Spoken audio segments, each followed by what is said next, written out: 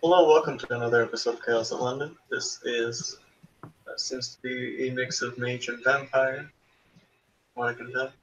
Um, so yeah, we got that going on. Tonight we find ourselves with a very strange ragtag group of people. Um, we're gonna set this in the crossroads for tonight, just because it's a good little hangout spot that a lot of people can get to fairly easily. Um, yeah, go ahead and introduce yourselves.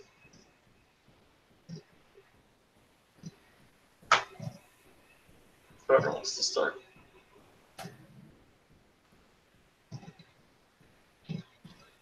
Yeah, Adib's probably already there, sitting in one of the tables off to the side, fairly unobtrusive.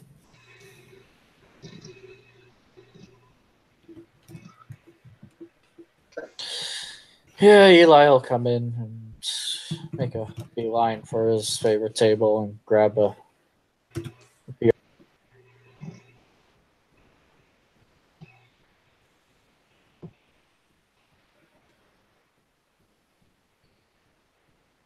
The men's room door opens, and with it comes Xavier. Xavier, he's leaning on his cane as ever, helping to support his weight. There's the ever constant click click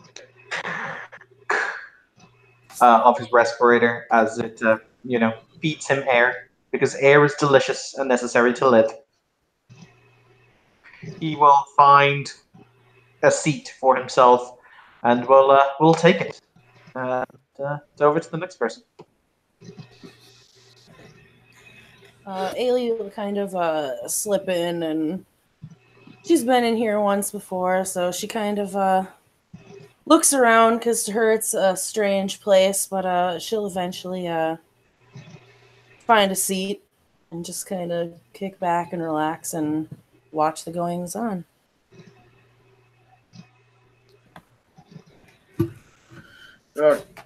Kai will. He kind of walks up and stands outside for a minute, checking the place out. He is. He's heard of it, but he first time visiting. He's kind of looking around before he will walk in, and when he does, he sets a small cask on the counter. And if there's a barkeep or whatever, he will say, felt appropriate to bring a gift if it's my first visit. Oh no. Well, the bartender looks to be a like olive-skinned man, kind of a thick beard, clearly in good spirit. Helps kind of, like I said, he'll nod to you and say, "Oh, appreciate it. What can I get for you?"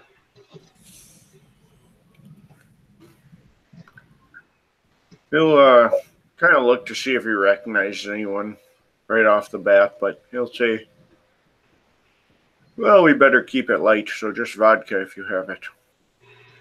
So, you want a shot, or some people like a glass of vodka, bottle.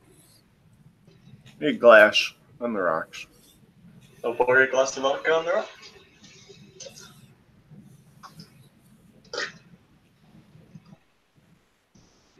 And you will take it, and I assume since no one's really trying to conceal themselves, he will head over to Ailey because he has met her a couple times. As he does, he unwraps a candy from a red wrapper and drops it in the vodka. Anyone close would be able to smell the anise. Mm-hmm.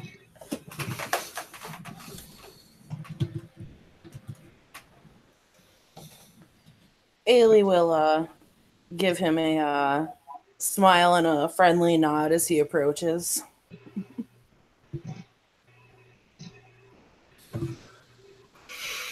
He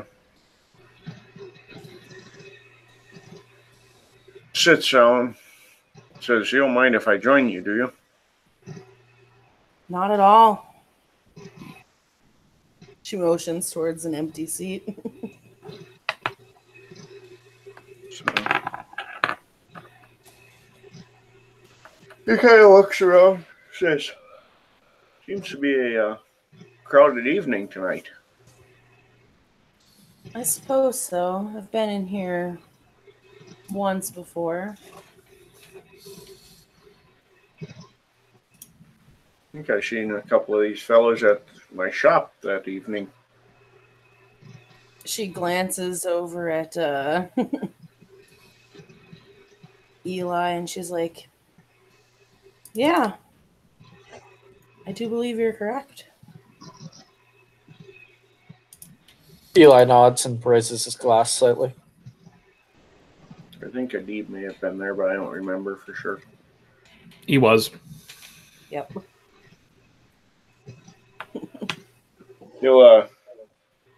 Kai looks at her and he says, "Oh, by the way, you left something that night." Oh, I did.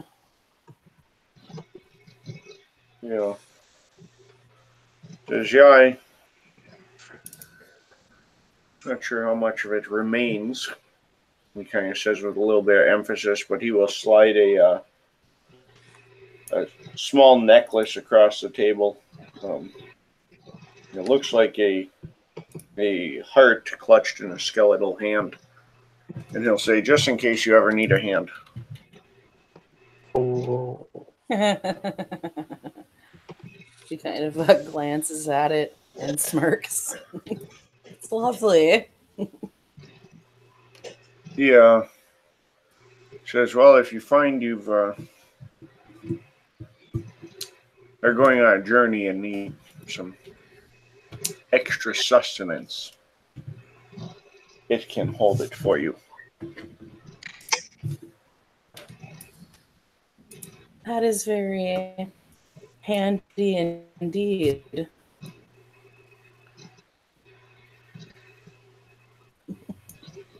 Thank you.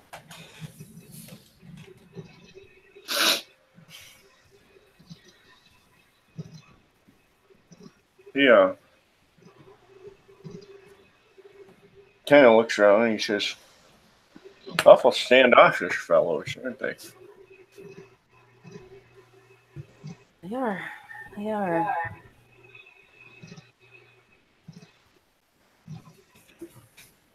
Can't imagine they'd have anything to hide. They're doing a piss poor job of hiding if they're trying. Funny you should mention that. I mean, Adib's sitting at a table, and the shadows appear unusually dark there.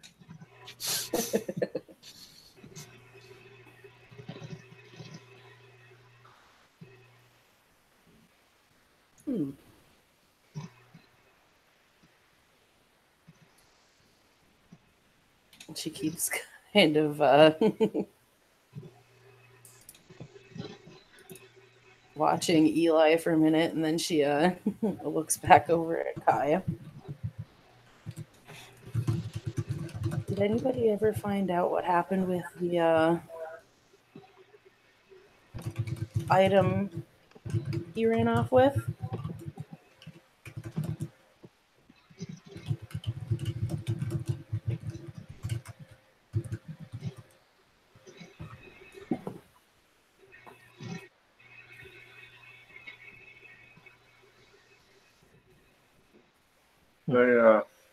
They do not know.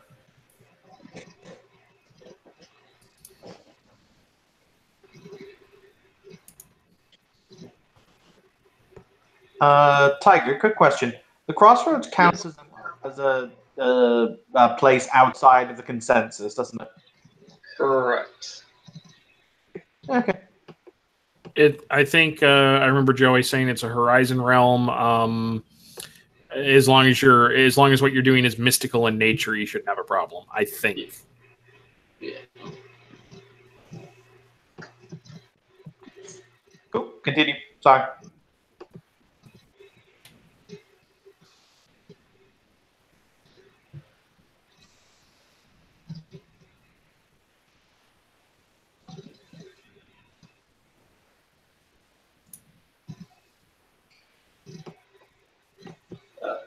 At this point, a fairly large, well-built man, looking vaguely like a steampunk big game hunter, will walk through the doors. He's kind of alone, but he'll walk up to the bartender and regale him in conversation, since he seems to be ordering a fuck ton of coffee, like shit, ridiculous amounts of coffee.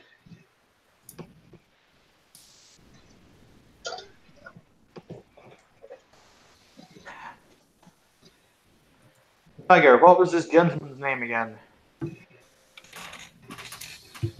don't remember what name I gave him, so we're gonna call him Stephen Morrison. Stephen Morrison. There we go.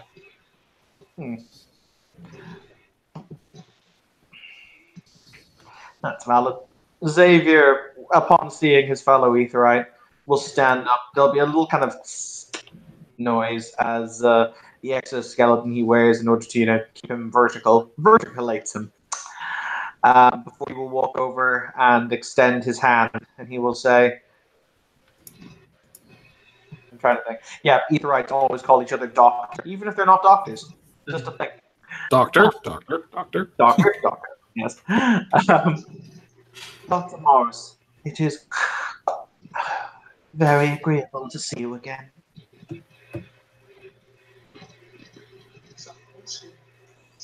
Rathholm? Character's last name is Rathholm, right? Rathholm. Rathholm. Dr. Rathholm.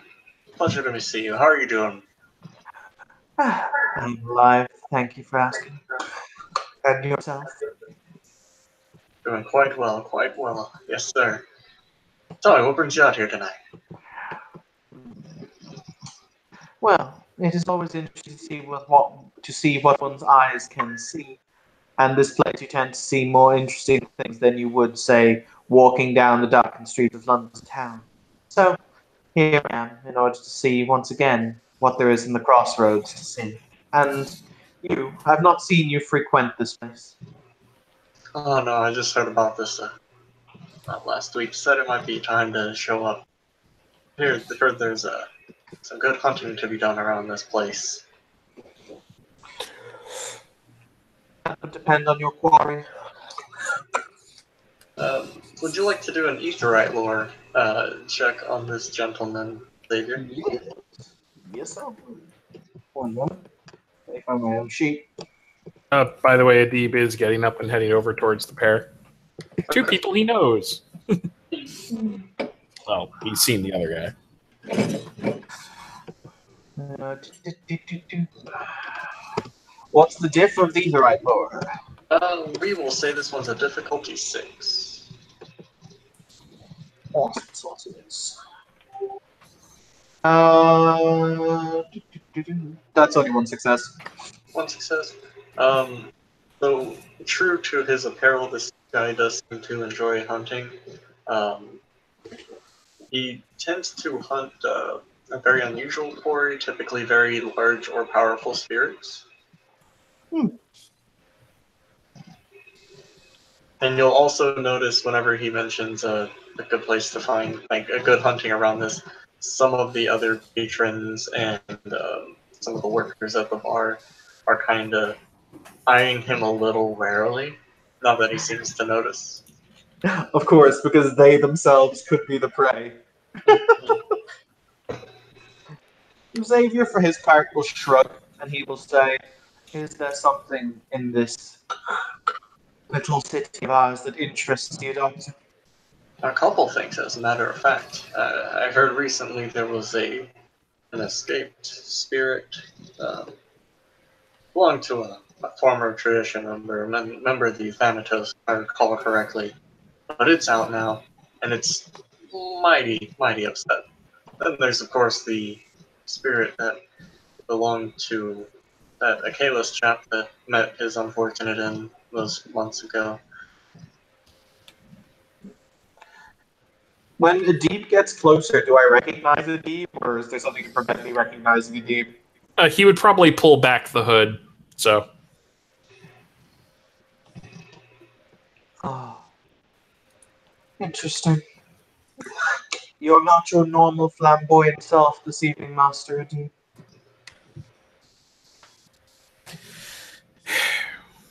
He kind of just sighs slightly. We all have reasons to try and stay out of the spotlight at some times. I believe that is the phrase, yes? Correct. Allow me to introduce my colleague, Dr. Morrison. Dr. Morrison, this is Adib, a member of the...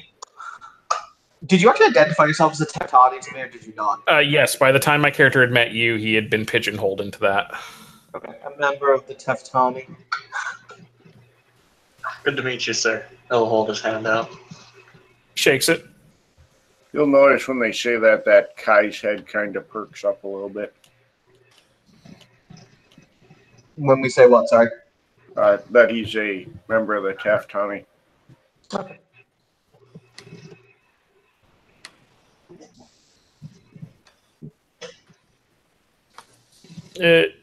Your colleague here was present for the unfortunate trial some time ago.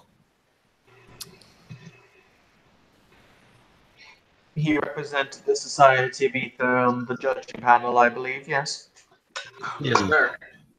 Hopefully less urgent or unfortunate business this evening.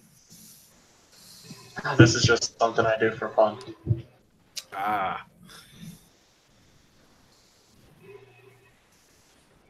Has the added benefit of typically helping whatever city I do it in, of course, but mostly for fun. In many ways, myself and Dr. Morrison are in a very similar line of work. It is merely the quarry that we each hunt that is somewhat different.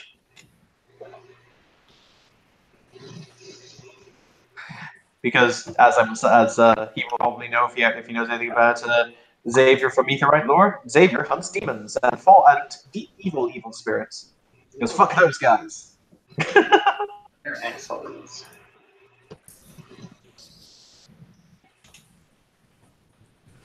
So what brings you out here tonight, Master D?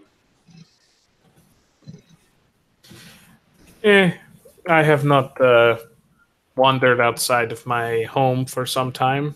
Thought it was time to see if anything was occurring within the city.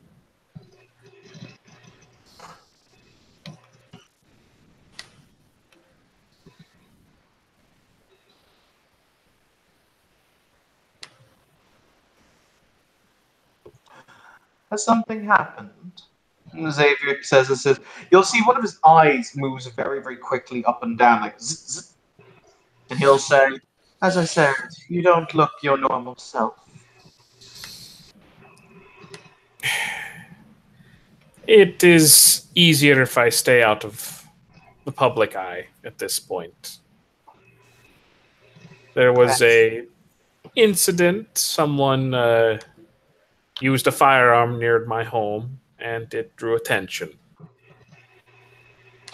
Unfortunately, London has its street crime. Yes.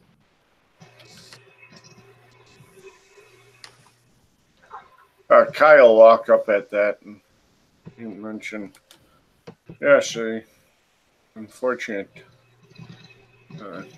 and seemingly ongoing problem.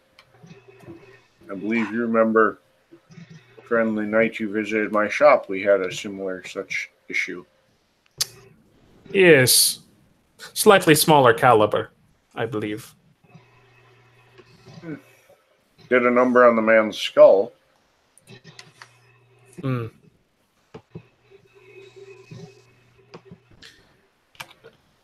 What's odd is I was fairly certain that shooter was resolved, as it were. This was a unrelated incident. Seems to be a lot of unrelated illegal firearm use in this city. Yes. It's all very noisy. Yeah, well, that's why I prefer to stick to quieter weapons. Indeed. And you, as he says that, he kind of indicates his hammer. Says, of course, when it's a utility tool as well. Xavier kind of blinks at the new man, kind of like you'll see his eyes are the same shape as they're pictured there. So it's a very slow blink. Before he will very calmly question, Tiger, we can't commit acts of violence in here. But does that I take it our weapons are not confiscated, are they? They're not what? Are our weapons confiscated? No. I don't believe Okay. so. Xavier will remove a gun. It's a large, clearly customized caliber handgun, and he'll hold it up. At which point, he will very calmly remove a silencer. He will twist it on top of the gun, and he will say, "And now it is silent." And there's a very casual shrug.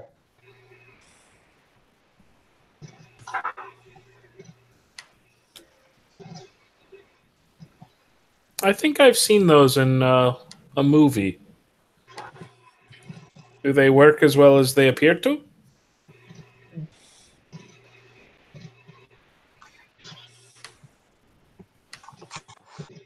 Hang on one moment. He's going to do a thing.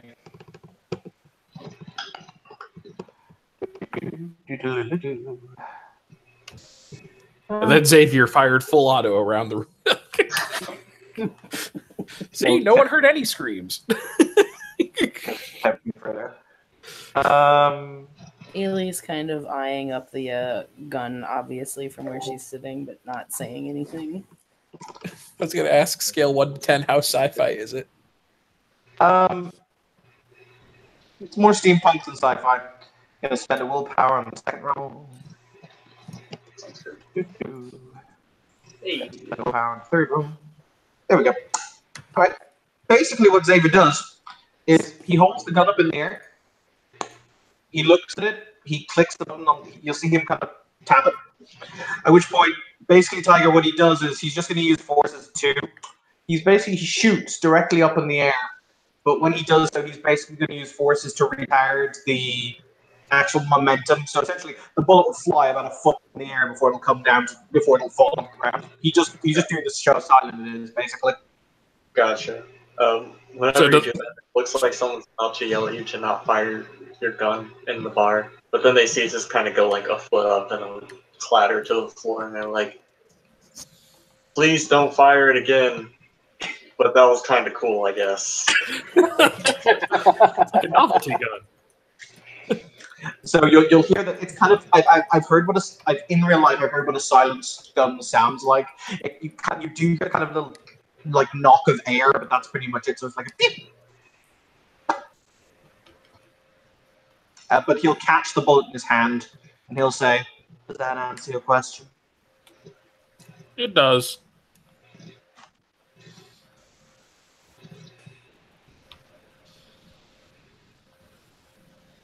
And I'll be back in just a moment. Need to go to the bathroom. So, what prey in specific did you plan on hunting this evening? Well, as I was telling Dr. Rathbone here, there are a couple of very powerful spirits out wandering about, causing sorts of trouble. I planned on hopefully getting both, but definitely getting at least one of them tonight.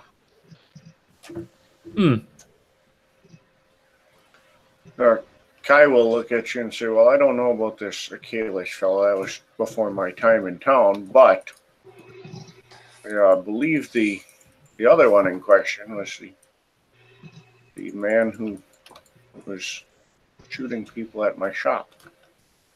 Did you have a bicycle and a sniper rifle, perchance?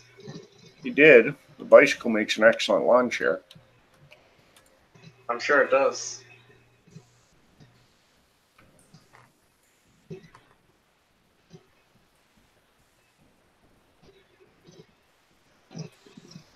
How's that lawn chair been moving of its own accord since you turned it into a lawn chair? I've somewhat parted ways with it, but it had not been, no. That's worse. Means the spirit problem made its way out.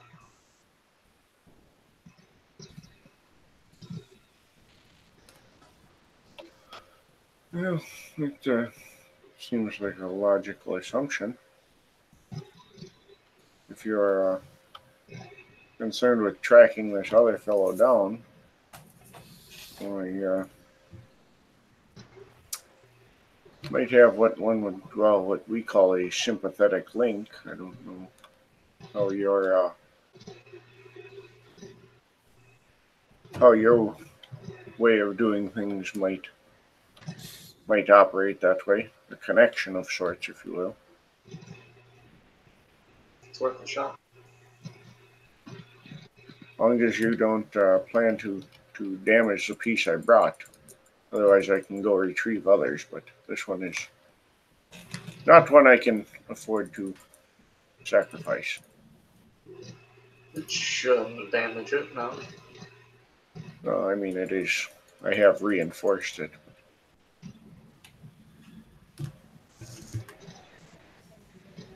And he will reach inside his coat and he pulls out what looks to be the sternum of a human being, sharpened.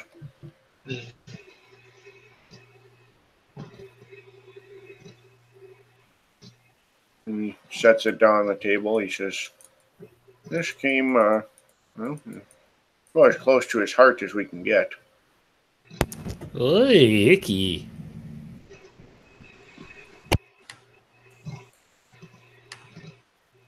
You guys would notice that, like, the base of it, or what would be the top, the non-pointed part is kind of wrapped in like a leather or hide, but that the rest of the sternum has been sharpened, so it's kind of like a dagger type shape.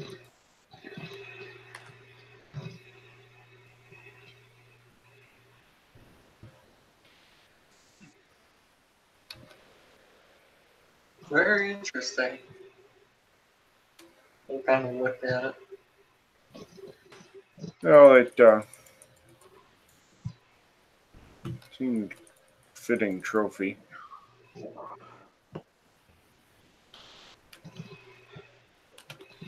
And I'm back. What did I miss? There's no human sternum on the table. Ah, It doesn't belong to anybody there, if that helps. I mean, somewhat. Object, it belongs to me. Alright, it didn't originally belong to anybody That's there. fair. Fine distinctions. Yep. Amazing how one word changes a sentence. Well, I mean, it's not like he needs it anymore. You're not wrong.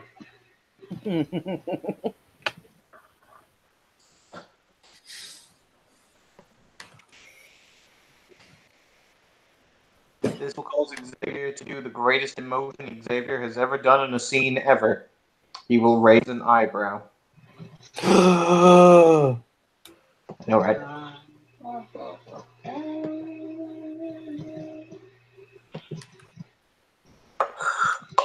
I'm curious. Who did you dismember in order to acquire this item? Well, I mean, dismember is a strong word. It was fairly well disassembled by the time I took it. Everything else having burned away. But the individual your friend is looking for here, the former Euthanatos.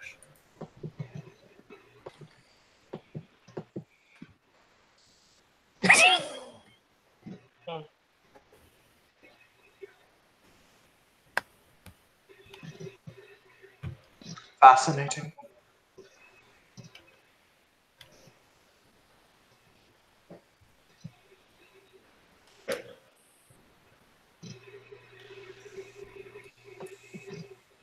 He did not have an opportunity to claim his heart. Time wasn't there for such things. But this seemed a fitting substitute.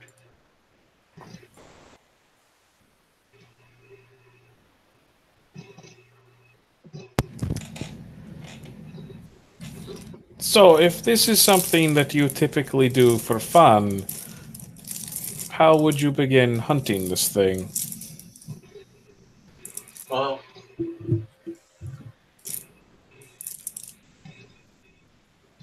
sorry. Tiger had a complete and total mind blink all of a sudden. He did not. Well, typically, I would start on the other side of things. You get what I mean. Possibly? Does it involve tearing holes into the fabric of the universe? Why tear a hole when we can use a door? And he will just kind of walk over to one of the doors that are in the bar and open it and walk through. And the deed will follow. You are now in the Umbra, Steve. Yay! Kai will follow as well. Kai is also in the Umbra. Sure. Never mind. He will kind of look around a bit confused and activate his newly acquired spirit sight. Okay. Ailey kind of eyebrow as they kind of seem to go bye-bye. Kai would kind of give her a head nod indicating the door as he headed out.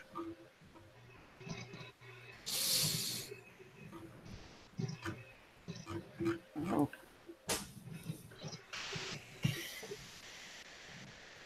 Ailey, noting the nod, will kind of get up, look around, and make an attempt to follow.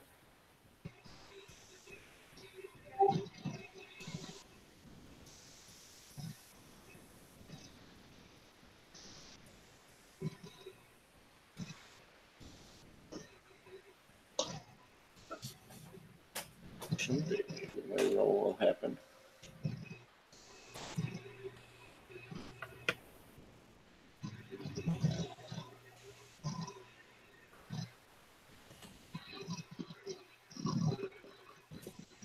Yo ho ho to the Umbra go.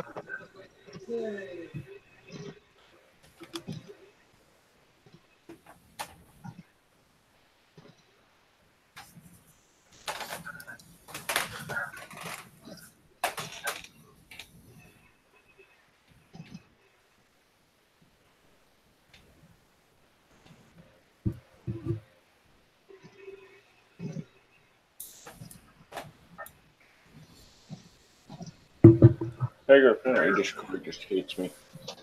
Yikes. I'm still waiting for a roll result. Where are you going? In which room? Dice rolling? There it is. I apparently have 0 successes, so I don't see crap. I'm still new to this spirit thing. Yeah.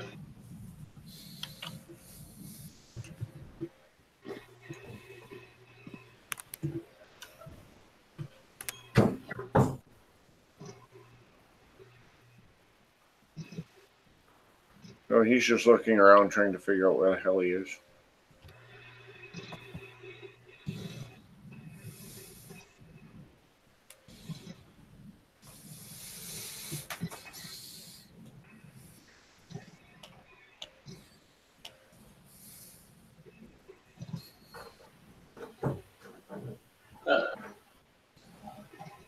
The good doctor will, actually, no, I can't call him a good doctor. That's an entirely different character.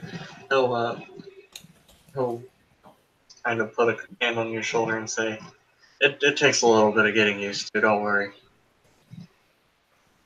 He turns and says, I'm still learning the ways of these realms. It is new to me. I'm sure that does not help.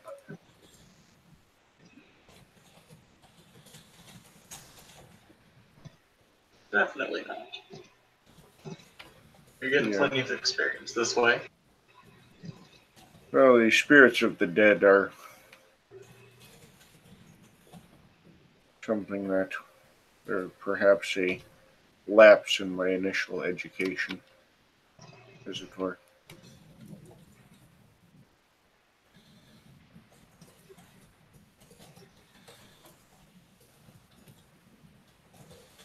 Ironic, considering I first came into my power in the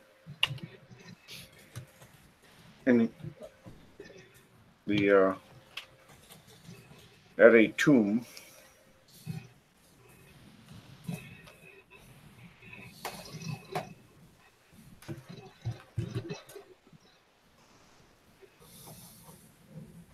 Ooh, Tiger, question for you. So, my hammer was forged with the blades of fallen warriors and grants me past lives. Do I actually see those spirits here? Or is it more of just like the echoes of their spirits in the steel? I'm gonna say the latter. It's more the echoes. So it's not really a fetter, it just kind of picked up on some of their essence. Yeah. Worked for me. I was just curious.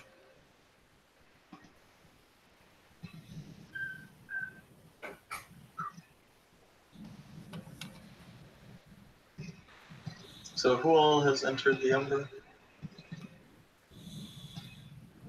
I I think, think everybody except, I don't know if yeah. Eli did. Yeah. Ian seems to be having some issues with getting back in. So if he shows up, we'll assume he entered. If he doesn't, then we'll assume he didn't. Okay. And I'll make my own assumptions on the fact that he keeps disappearing at key points. You do you. But the doctor will kind of pull out a very large-looking rifle, adjust his head a little bit, and say, "Do you have that sternums with you still?" He holds it out. Says, don't go anywhere without it.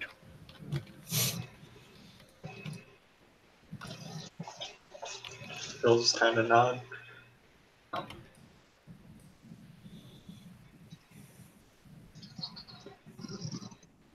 Yeah, Ailey's kind of looking around because if she thought the crossroads was weird, this is probably even more weird.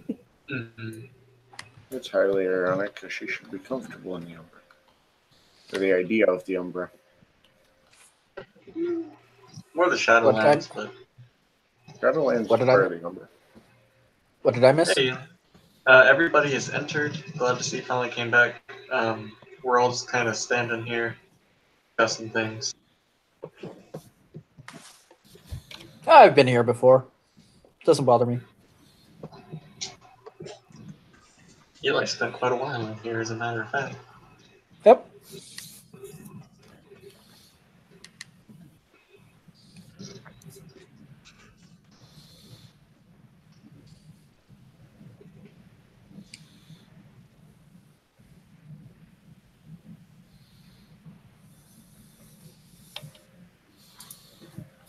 Eli's looking awfully comfortable. So he'll take the sternum. He'll kind of like adjust the rifle. It doesn't look like a modern day rifle. It kind of looks archaic, a little. He'll kind of adjust it so it's leaning against him. It'll take the sternum and he'll just kind of balance it in his hand as best he can and try and spin it a few times.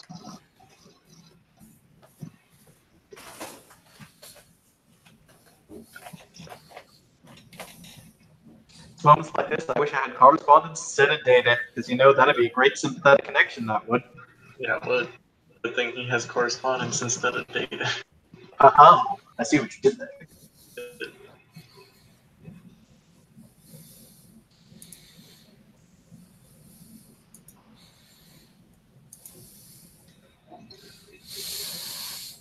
Alright.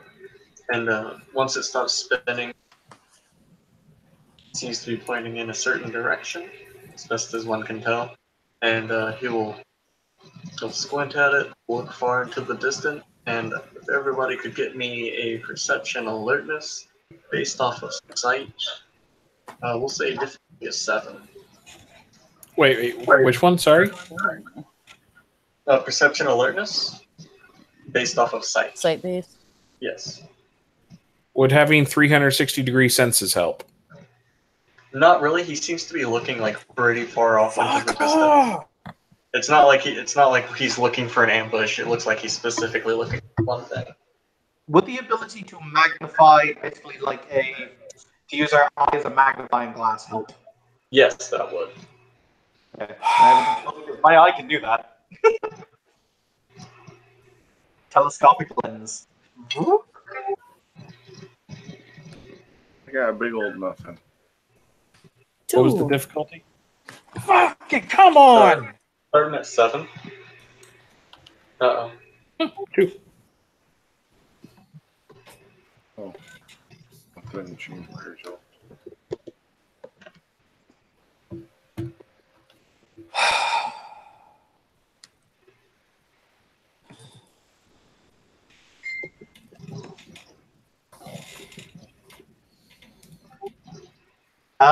I assume that my specialty in Eagle Eye will apply, so that's 4 successes.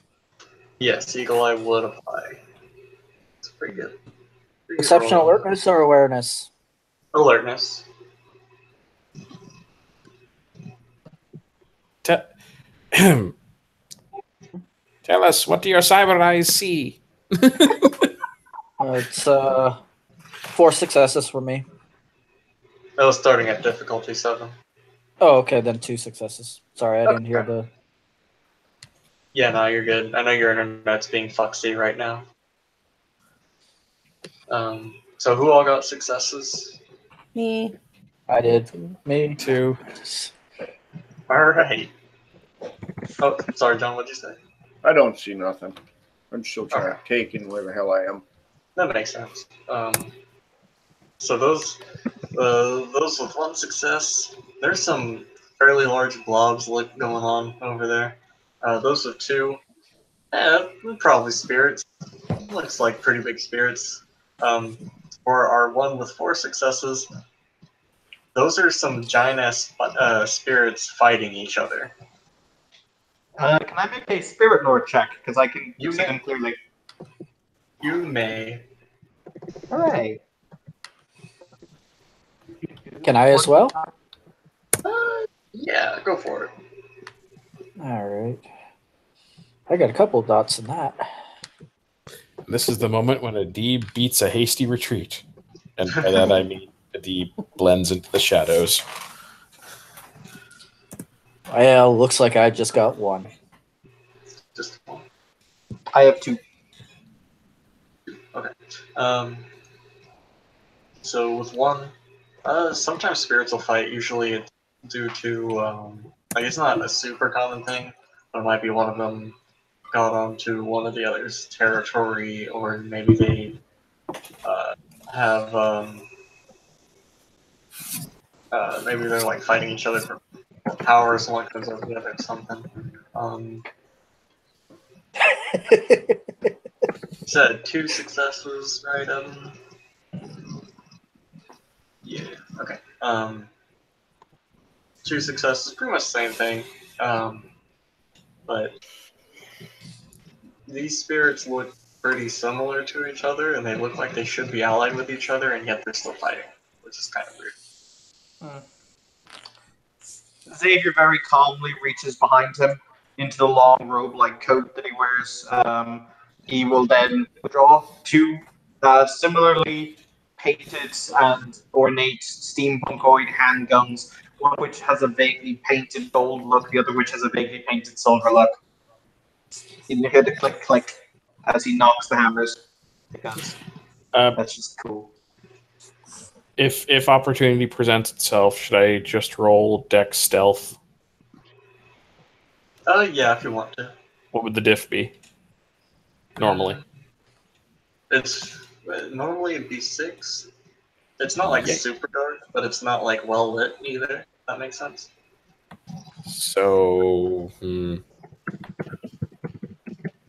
Call it a diff card. okay. Okay. I thought it was a whole if there were any shadows. That was, yeah, okay. I'll roll it. Sure.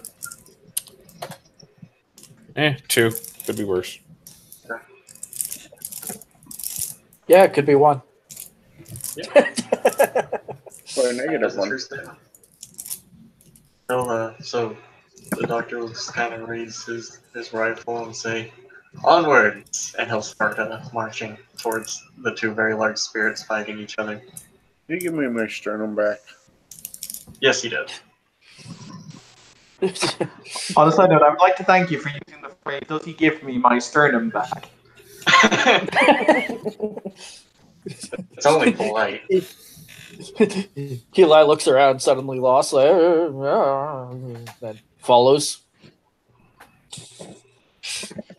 Yeah, Ailey kind of. She's like Oh, I fear I watching thought that my heart hesitantly, wouldn't but be in follows.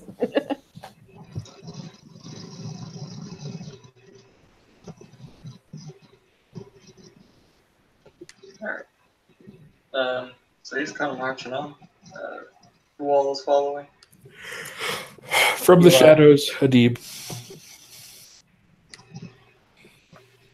Kai is following. He's got his sternum in one hand and his hammer in the other. So he's swaggering. He's swaggering around. Sorry, I just when he says he has his sternum in his hand, it just really creates amusing images to me. Continue. He's got a big bone in his hand. That wasn't where I was going with it, but okay. Yeah, Ailey is following a little hesitantly as she's eyeing things around, but she's still moving.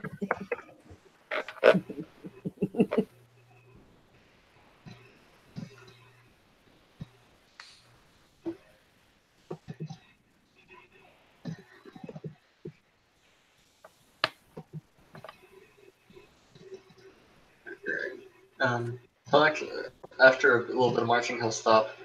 Does everybody have a weapon? No. Does anybody want one? Really, actually, it does. Suppose it probably couldn't hurt. He will hand you a fairly large-looking revolver. Okay.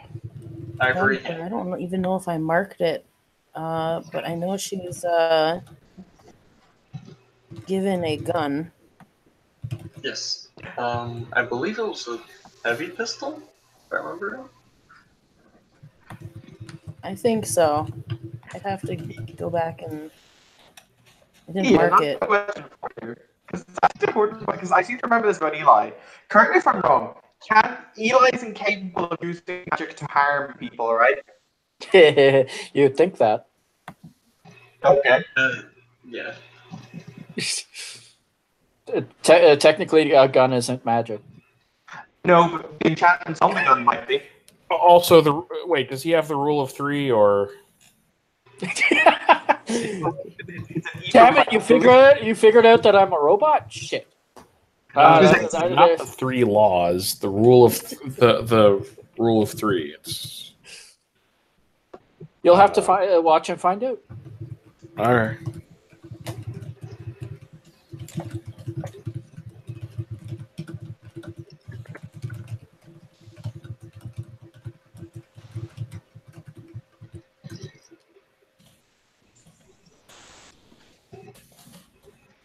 Yeah, Eli accepts the gun and holds it kind of tentatively, but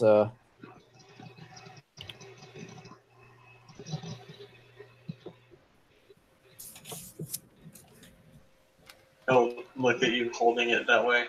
You know how to use it, right? Just point it at the thing you want to die, and you pull the trigger. yeah, that's what I figured. I've seen them used. Okay, good.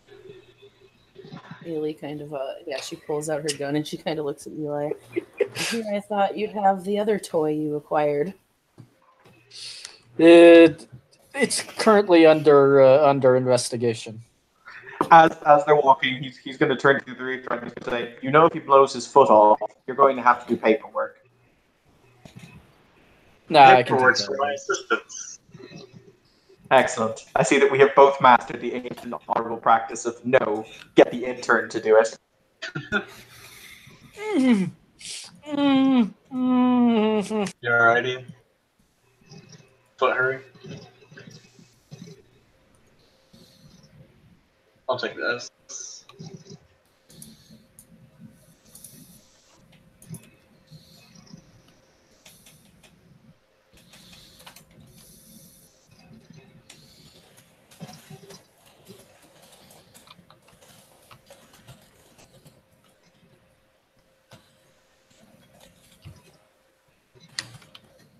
Okay, that hurt. Oh, I see. Gotcha. Oof, that's a little yikesy.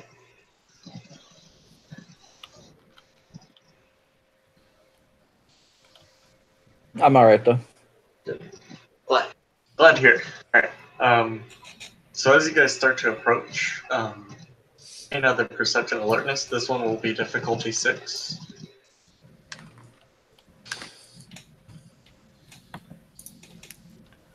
Still no advantage from 360, I take it? This time, yes. I'll reduce your difficulty by, we'll say 2. Okay. So it was base 6, right? Yes, sir. Nice. That's good. That's a good roll.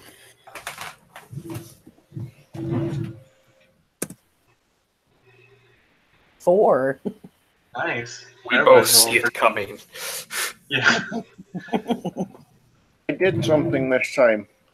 Hey, Woo! you're starting to get used to things. I was half expecting a botch there, I'll be honest. The way I've been going, yeah. Oh. Well, that's not a botch. I think Xavier's just thinking shiny and chrome, shiny and chrome. No, Xavier's currently thinking, so when he eventually does blow his foot off, or no, rather, when he blows his foot off, I'm curious if I could grow a new and smarter Eli for the foot bit. An experiment for another day. Okay. So those of you with successes will notice from the 2 very large spirits, there seem to be smaller spirits that are like budding from them, jumping off, and then like running around, hitting each other, kind of running off, doing other things. Adib, with your special 360-degree vision, and Eiley, with you just being generally noticeable, like, not noticeable, that's the wrong word, noticing, Are they wary. aware? Yeah, thank you. Highly aware.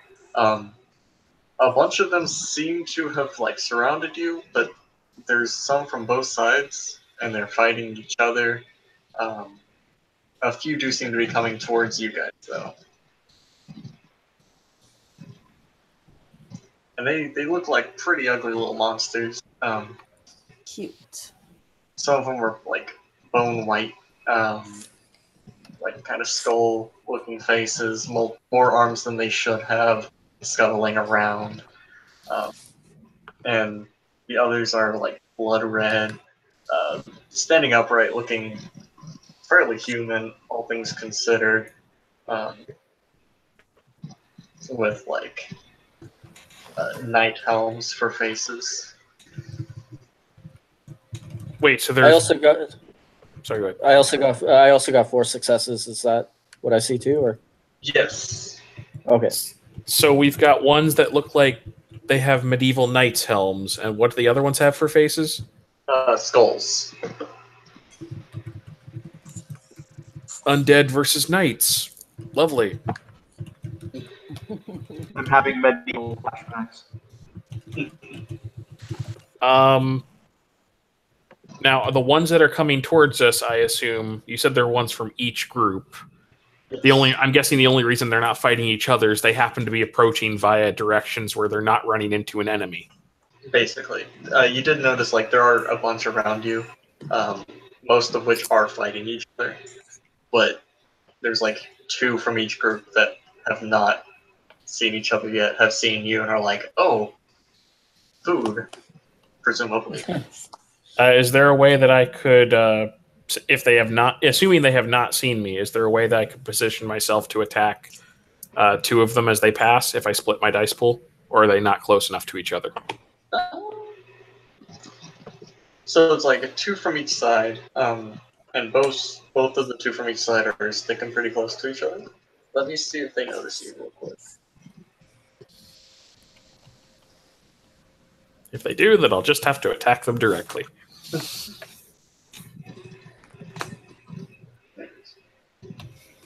You got 2 successes on that stealth roll earlier, correct? Yes. I haven't rolled yet, I just want to make sure.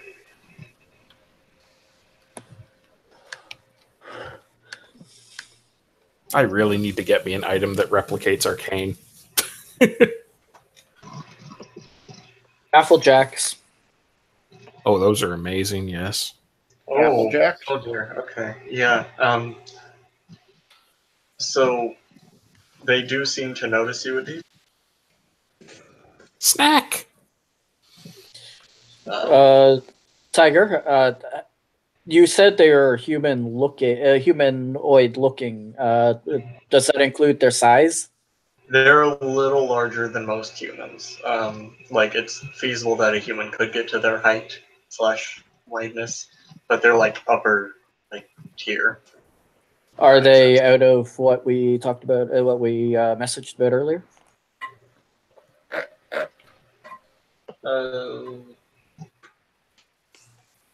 No, they're not. Okay, cool. So I can affect them. Good. Yes. If they've noticed me, then I'll just have to split my dice pool and attack them. I just won't get flanking bonuses. Okay. Yeah. Are they? Oops, sorry. No, you go ahead. Yeah.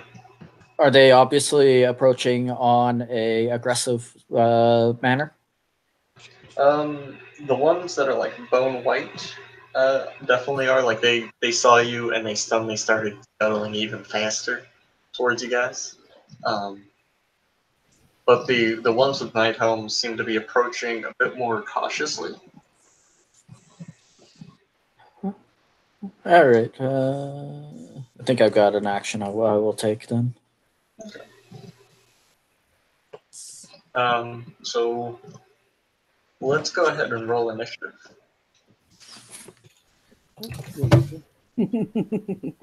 Nice. That's a good initiative roll. Let me see what my wits That's is. another good initiative roll. Good lord. I am at a 15. Same. I'm at a 14. Christ, you people with your ones. 13. Who else had 15? Me.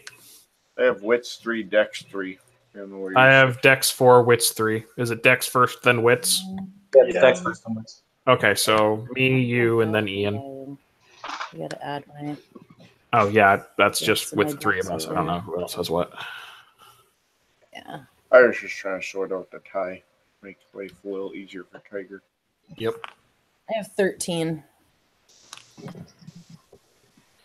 Okay, so Adib, Kai, Eli. Well, Evan, what'd you get? 13. So, which deck scores between you two? You and Holly? 4. Mine's a 2. Okay. So that would be, I'll just type it in chat here. Adib, Kai, Eli, Xavier, and typed it wrong first time. That's not counting the monsters. Right. I'll tell you right now, the monsters are definitely going last. It also doesn't include Tiger's NPC.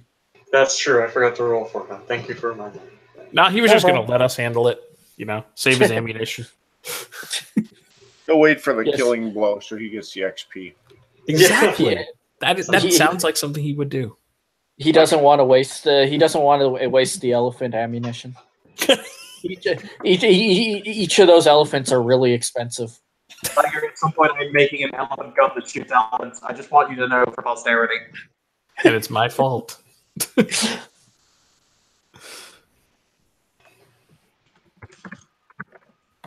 Oh wow! Oh, ow. Okay. So, shall I do a thing? Yes, I believe you go first. So go for it. Okay, and I've been looking up my stats for this, so I think I got this. Let's make my first attack. Will you be going after the knightheads or the skulls first?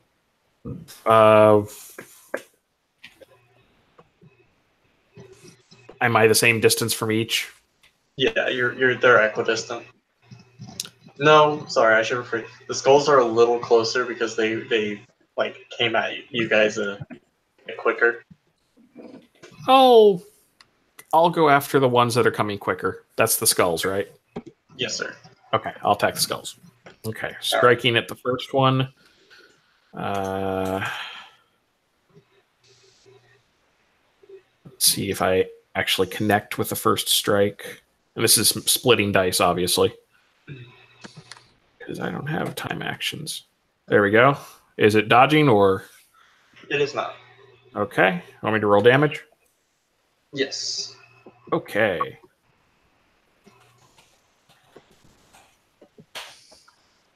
Four.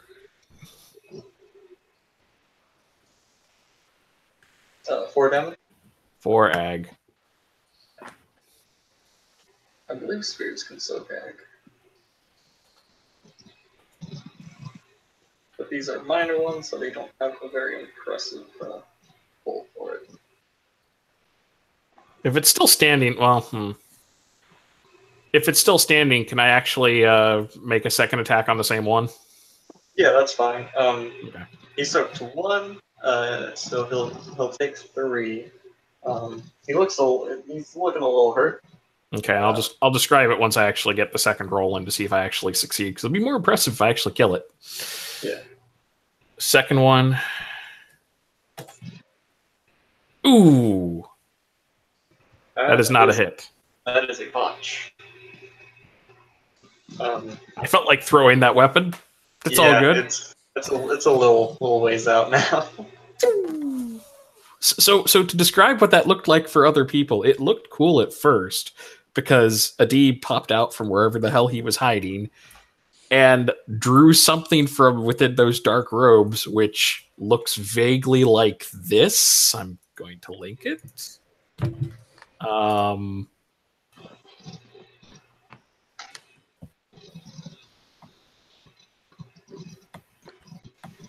cool. Except where the black blade is, it's more like there's like a hissing and spitting noise, like the air itself is freezing. Did you just pull out a lightsaber? It looks very similar, yes, except it's not very bright at all. Not anywhere near as attention getting. Okay. And it seems to be freezing the target. But then he just threw it like a dumbass. So now he's unarmed, facing these two monsters. He's just like, well then. You thought you saw another one coming up, and you're like, "Oh shit!" Whoosh. But then there was nothing there. I need to find a way to keep these attached to my hand. Kai, your go. Alright, so we've got skull things and some helmet things. Yes. Currently, Adib is now probably gonna have to either run or box some skulls. I have a dagger backup, you know. That's fair. Hold on. Does she have two that are, I mean, obviously they're threatening him. Are they in close enough proximity to both be struck? Yeah, they stuck pretty close together. Okay. I will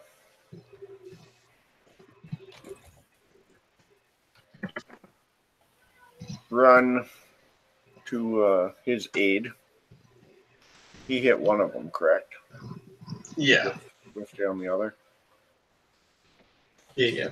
All right.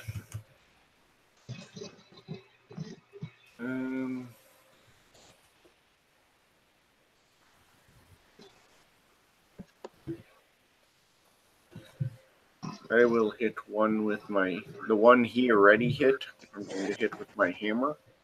Okay. And I will hit the other one with my dagger.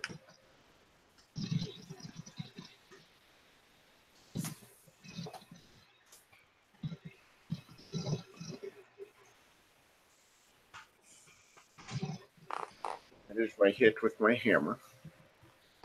2 successes. I'm assuming he's not dodging. Correct. So one will roll over. What the hell did I have?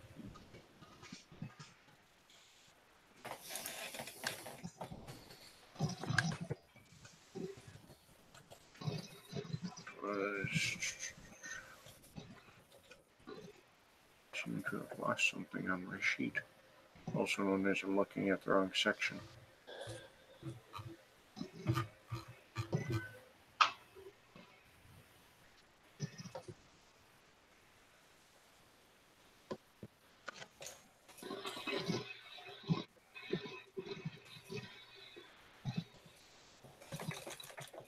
+2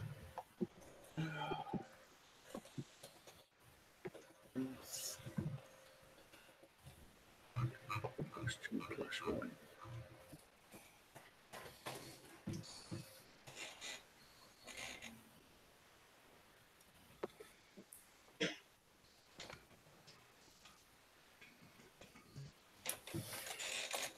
Oh, I hit him.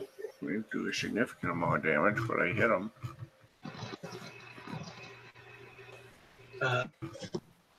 Okay, so So he takes 1 aggravated damage. so I can soak egg. That's always a good sign. yeah. So, like you kind of swing back, and you're still kind of getting used to the hammer because you haven't really used it in combat yet. And you get a grazing hit on him, and it kind of recoils a little bit, so it doesn't take the full brunt. But then it looks at you and kind of starts chittering at you. Eli, your go. Sent your message on Facebook. I still had my other weapon. Sorry. I still had my other weapon. I was in the process of rolling. Oh yeah, Tiger. He's got another attack. Oh, I'm so sorry. That's My all right. bad. Yeah, go ahead and roll for your other one. I just gotta find.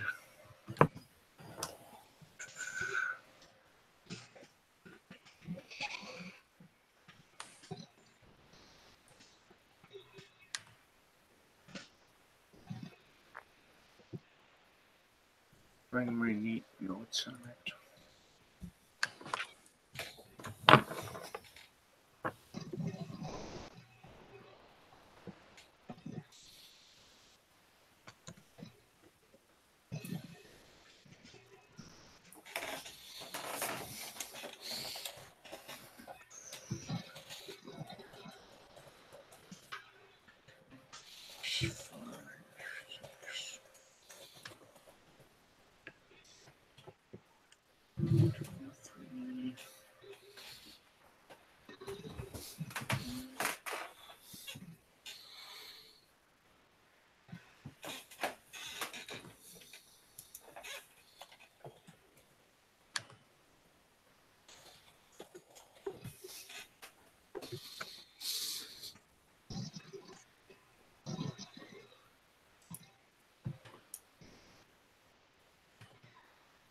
Four aggravated damage to the other one. Hey, pretty good. And I So also shorted myself to die on each one. Yeah. So yeah, you get the grazing hit with the hammer, but with your other weapon, you get a pretty solid hit squaring to the meat of it, and all the other ones kind of chittering at you in almost a mocking way. This one lets out a squeal of pain. Now it's Eli's turn. All right, so the one that was only clipped, the one that's being an asshat towards the other two and making fun of them, that's the one that's going to be targeted. Okay. So I'm reaching out with forces, grabbing Adib's accidentally discarded weapon and sending it into the creature that's chittering at Kai, thus returning the weapon and hopefully doing damage. Funny you should mention that, actually. All right. Here's how this is gonna work out because you both sent me stuff at like the exact same time. Go ahead and do your roll, Eli. Okay. 4 successes. Okay, that'll be enough. Adib, as you do that, and the genie kind of gives you the thumbs up. He kind of points his finger, and then the saber starts to move, and you got 4 successes, right, Eli? Yep. Okay.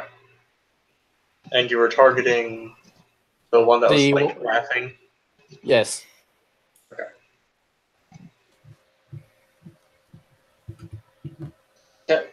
So the dark saber, or sorry, the fucking sword thing comes flying through and goes square through the head of the one that was chittering, and it just crumbles over mid chitter, dead, before landing neatly in a deep's hand. Oh, great! Now we'll never know who got the kill. The answer is yes. Adib, you will notice that the quintessence was not taken from you. Just kind of bling. But moving on.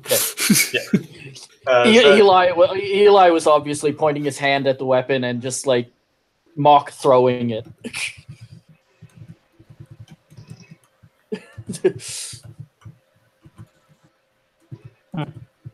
Who are next in initiatives? After that, it is Xavier, assuming Eli was done. Yes, I am done. Tiger, how many of these things are there? Now there are only 3, 1 skull and 2 knightheads. The knightheads are approaching from the opposite direction as the skull. Xavier sighs. He knocks back the hammers of the guns. I'm gonna split my dice pool. Gonna spend a what? No, I'm just saying I'm gonna split my dice pool. Oh, okay, gotcha. You guys in here splitting dice pools tonight. I mean, I choose to point out to mages, there's nothing more terrifying than splitting your dice pool than some guy with a knife. Yeah, you're right. You got the thing of I've got fireballs and I've got fireballs and I've got foresight. Well, I've got one stabby boy. There you go. I just need to actually get this pool of things. So there's that, and where's this firearm skill?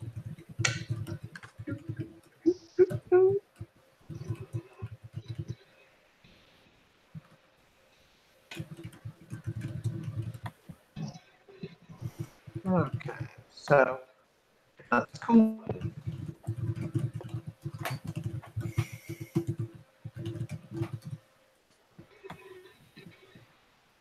Cool. That's does this for specialty and precise count?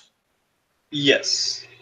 Cool. So that's 4 successes, and he's gonna aim for the 2 knights. Did you say they were? Yes, they have the night helms. They might be fairies. Kill them. For those of you who don't know, he doesn't like fairies. But the fairies like him. I mean, I very much doubt it. Sorry. Your standard heavy pistol is 6. Yeah. Okay, so that's 14 ag damage. What? Alright. Oh, because you have Say that. Yep, Yeah. it's one of his extermination rounds. Alright. I'm not gonna bother rolling soak because he doesn't have enough. So those are watching I wasted an extermination round because the other one missed. I just want to point that out. I'm super salty now. Its head pretty much explodes, and it's very strange. Like the helmet comes flying off right before impact, and then clatters to the ground, kind of spins in a circle before coming to a rest. After that, it is Eileen's turn. All right. So, let's see. Annoyed ones. Sorry? I can't remember. Okay. The skulls are obviously the white scully looking ones, right? Yes. You said the night heads were the red ones that were Yes. humanoid? Yep. Okay. Well, I will pop a shot off at one of the humanoid ones. Okay. Okay. Pop a cap in his skull. I'll try. I'm not aiming. I already have a crappy enough dice pool. This is a random shot.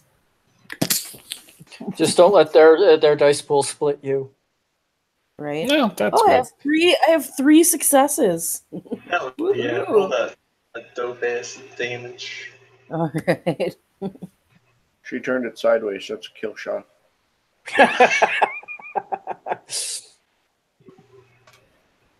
It's like in Metal Gear Solid 3, you hold the SMG sideways and ride on the motorcycle and just let the recoil take care of it. But she's not doing it dual-handed, so I mean. Fuck. Well, everything's fucked then. But Yeah. she's got some new gangster swag too. So That's true. Does she have a giant clock? Is the question.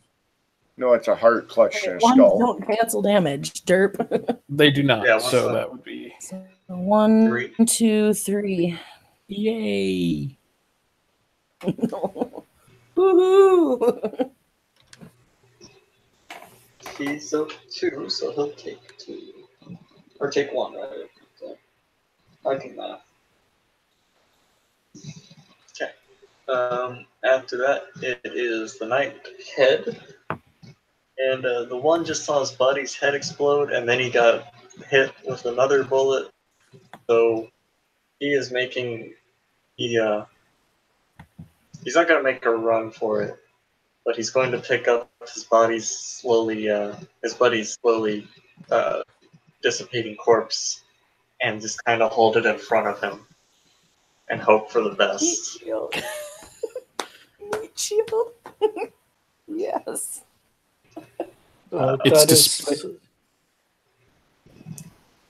It's displaying sentience. Quick, kill it. How did you know what I did yesterday? Stephen, upon seeing the massive amounts of bloodshed, is going to cry out, "Bully!" and take a shot at the one holding its friend with his elephant. No. Are we going to count that body as extra armor effectively? Yeah, Okay, cool. I'll actually roll his in the dice roller. So we got 6 successes to hit. I will laugh really hard if he blocks the damage with it. I sincerely doubt he will, because he is firing an elephant gun belonging to an etherite. Oh, that would make it even funnier. I think he's dead.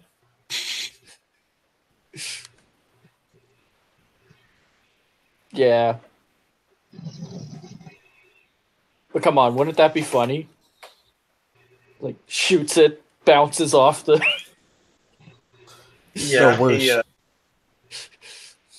So it doesn't fire a bullet, it fires a ball, like an old-fashioned rifle does, or gun. And it launches straight through the body into the knight head, which then promptly explodes in a similar manner. Yep. If it's something we etherite know, it's ordnance. Yeah, pretty much. After that, it is skull number 2, who's just really not feeling this anymore. It's going to hiss at those surrounding it, and then attempt to skitter away. Skitter. Which will bring it back up to the top of the rounds to Adib. Adib looks at the lightsaber, or frost saber, or dark saber, or whatever the shit. Looks at the fleeing one and just goes, "Not worth it." Hits the button. And just waits for the others. It's the... Oh, okay, I see. Gotcha. Yeah, it's cheating. Yeah.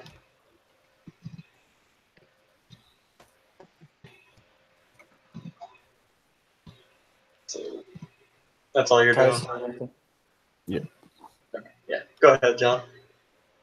So the ones over by us are dead, correct? One of them is dead, the other is skittering away in fear.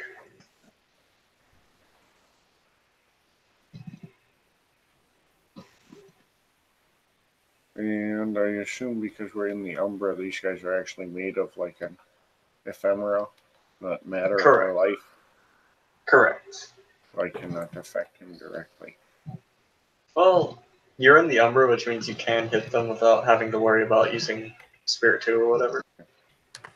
Gotcha.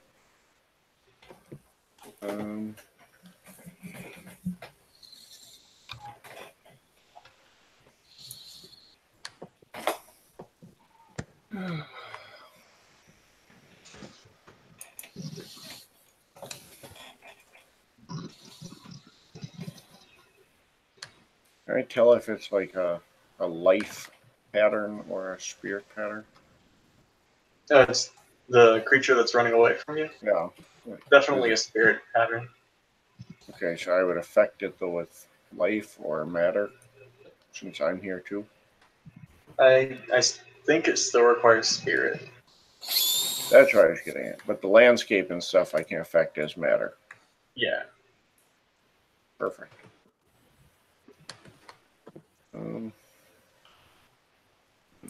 How do I want to go about it? Am I able to just run it down? Maybe Yeah, make it's it took a little bit to like hiss at you guys to try and intimidate you before running like a bitch. Okay, well, then I'm going to run it down. And I'm going to... Come back here, you tasty piece of XP. So, I'll quick loop my hammer. I've got a loop so it can hang at my belt. Mhm. And I'm going to like full Spartan dive and try and like impale its skull with my dagger, my sternum dagger with both hands. Fair enough. So I don't know if you need like something for the jump or if we can just, I'm assuming jumping to hit a person. We're more worried about the strike than the jump. Just go ahead and do it as you would normally. Right. If you want to do a Dex Athletics as well, I'll let you add like say 1 or 2 extra successes depending on how well you do to damage. But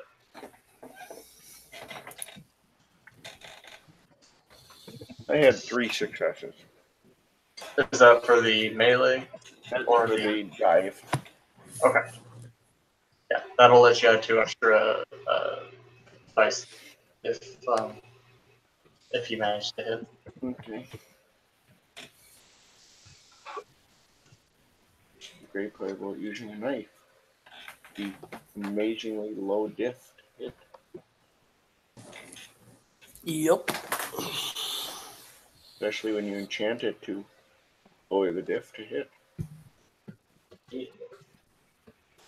So strength plus dagger plus 1 rollover, and you said 1 extra for the dive? Yeah. Plus potence 1. Sorry? I almost forgot I have potence 1 because I'm a ghoul. Oh yeah, that thing.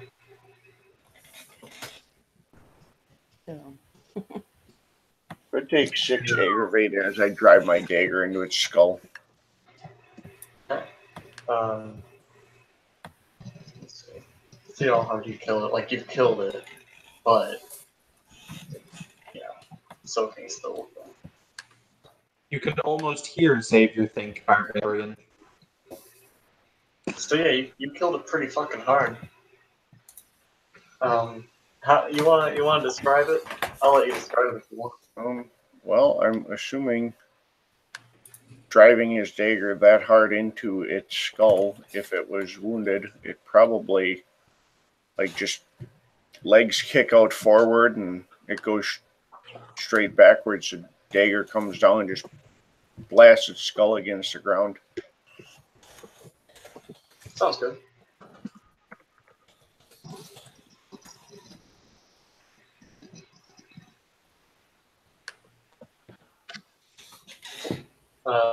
So we are now out of rounds. Steven kind of goes around, makes sure everybody's all right, gives them,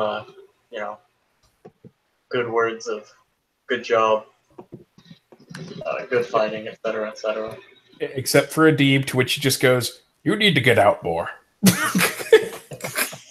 He says that was a very good strike the first time, but maybe keep a tighter grip on your weapon.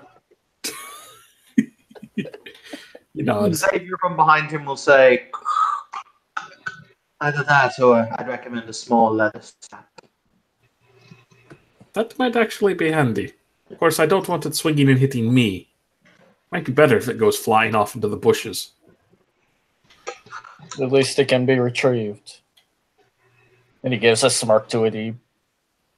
Actually, because Solon mentions something, Xavier walks forward, he's leaning on his cane again. For the record, when he actually has to do things that involve violence and proactivity, he's nowhere near as frail as he seems, or as he makes the appearance that he is. But he's going to hold out his hand, and he's going to hold out his hand, and he's going to say, "May I see that?" He'll withdraw the blade from the hilt, and hand it to him. He'll take it, and you'll see his eye kind of as he looks it up and over.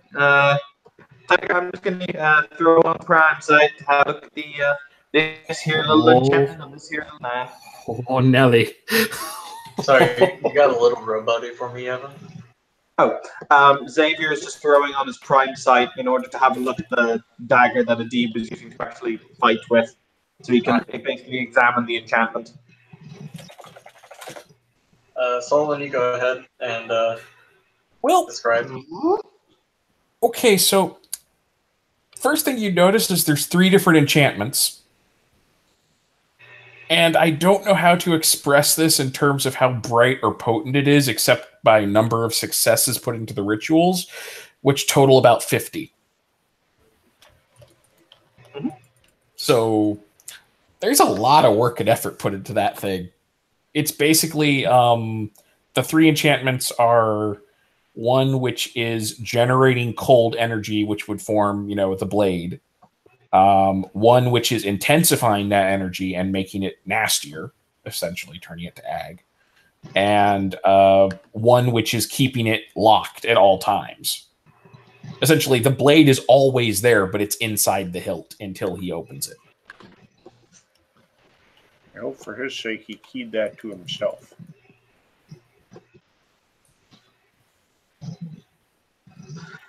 Xavier flicks the blade. Is the blade itself weightless?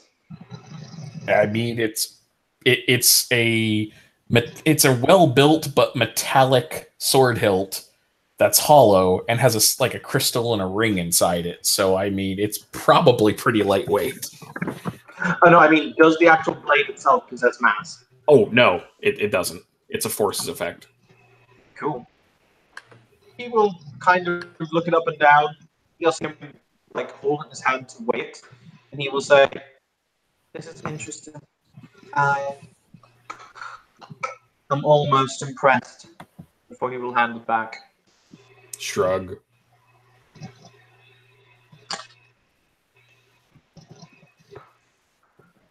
And we are now done nerding over each other's random crap. Yay! So am I to understand correctly that he is wearing a exosuit? No. So Xavier's dress is in a very long kind of red overcoat that has the hood as it is pictured. What happens is if you ever shake his hand or physically interact with him, he has some kind of exoskeleton that basically helps to. His muscles are incredibly weak, so they basically help his muscles. That's what you would assume it does. So is it magical or is it strictly a mechanical? I guess is it visible enchantments? My answer is: are you looking at him under Prime Sight? He did have Prime Sight on, yes. Cool. In that case, it's purely mechanical. Okay. We actually use similar technology for people who are particularly frail to help them do things like stand and locomote, basically. And make bad movies with Bruce Willis. Yes. Terrible, terrible movies.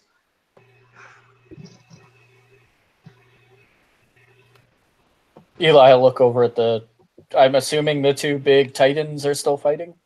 Yeah, they're really fucking going at it. Umbral buildings are getting smashed as they punch each other into them. And what about them? Eli says as he points out to the giants. Are they still spawning waves of those creatures? Yes, they are. That seem to be running havoc through the streets. I think those are a little bit too large. The correct question is why is it that they are currently in conflict? Kai raises a hand and he says, I'd kind of like to know where the person we're here to hunt is, too. Because if he's in that raises a whole slew of other questions. Stephen points at the two spirits. That's what we're here to hunt. You see.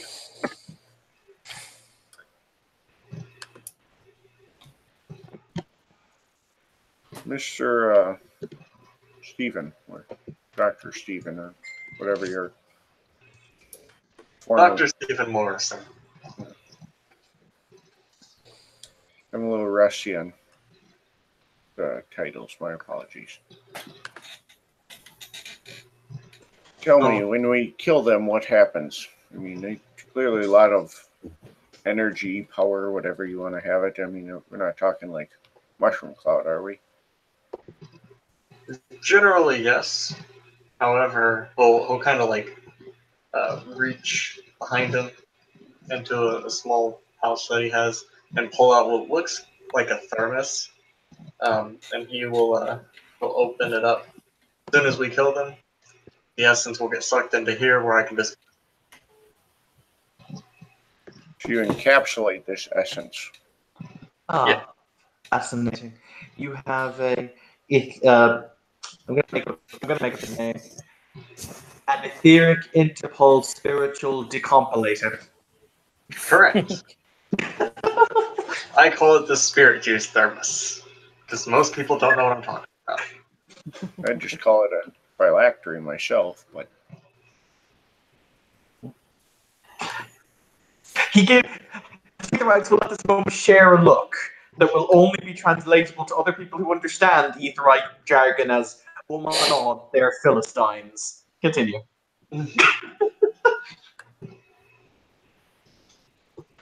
All right, then. What's the battle plan?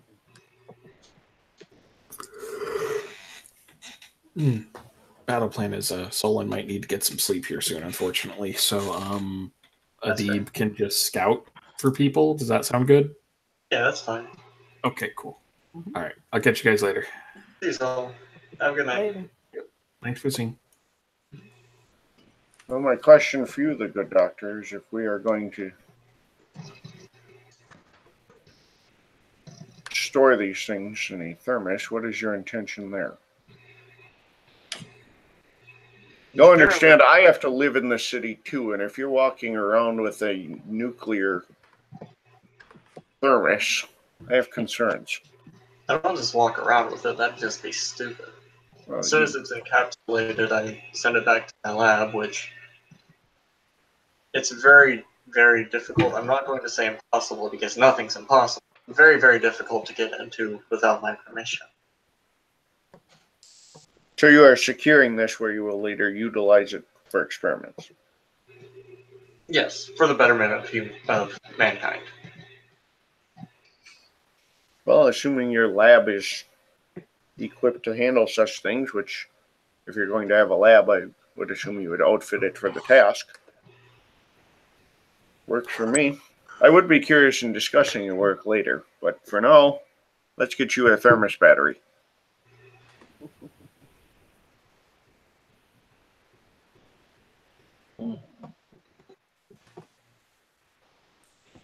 He'll turn around, and as he starts towards him, he goes, "Never thought I'd be fighting a Jotun, but so be it." Strange times, my friend. Very strange times. And with a doctor that kills things. Not that kind of doctor.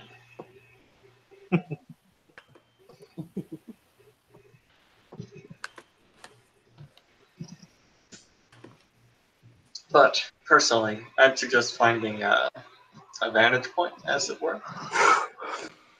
Perhaps he'll kind of scan around. That building there might do.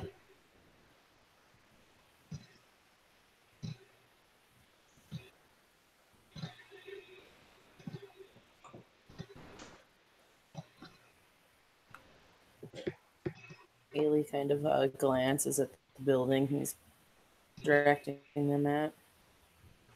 Seems like a fairly sturdy building. Doesn't seem to be like too close to them, but close enough that it would provide a decent vantage point for you guys to hit them. It's also a fairly tall building, so probably maybe an elevator if you're lucky, but All right. So she kind of looks at that, and then she's gonna kind of look around at the rest of the area and see if there's any other options. give me a perception investigation or streetwise, whichever one's higher. Okay. As they get closer, and it kind of becomes obvious just how big they are, too. Kai is going to say, "So, tell me, friend, what is your intention to finish them off?" Yeah, He they're the same. So holds up the sternum and says, "I feel I might be slightly under-equipped."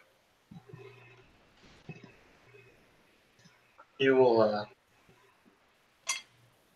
he'll like kneel down and he'll twist off the end of the rifle and put it back into that pouch that he has along with the thermos.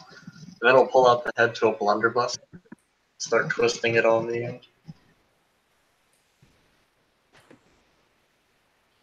Can we tell how much bigger than a regular thing these guys are?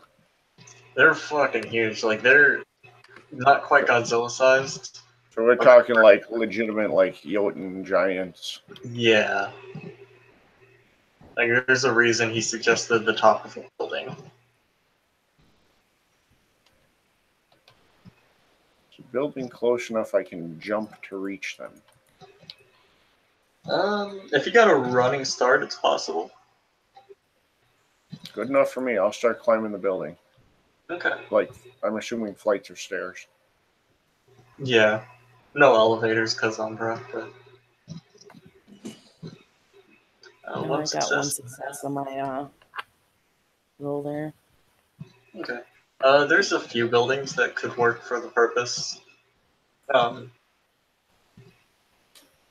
one he mentioned is actually not the best option. There's one a little closer that is still decently far enough away that it's unlikely they'll hit it. Okay.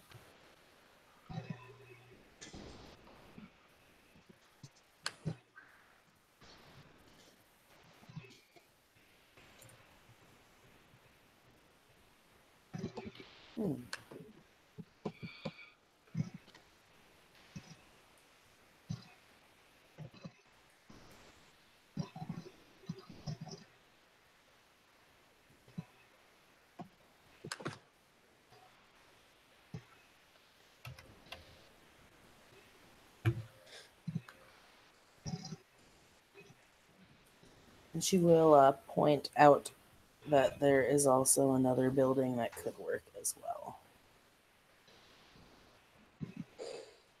And she'll point at it in the direction of it anyway.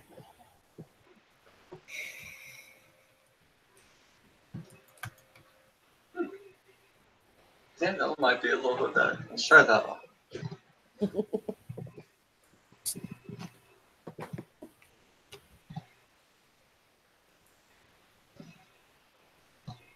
He'll start marching towards that building. Eli's going to follow Steven. Yep.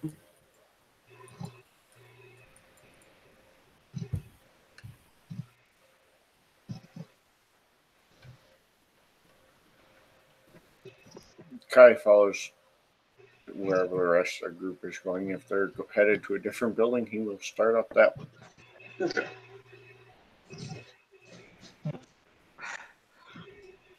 Xavier, for his part, just kind of, he's relatively happy to tag along. So that is what he's currently kind of doing his own rough calculations as to various different things in his head. But I'll deal with that in a little while. Continue on. Okay.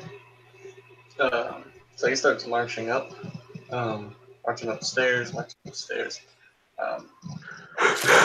kind of squint, look up a little bit ahead, and everyone give me a perception alertness. This one will be hearing based. Alertness, perception, you said? Yes.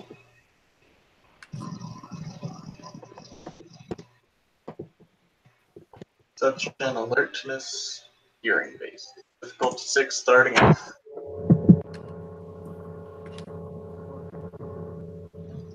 Or a success.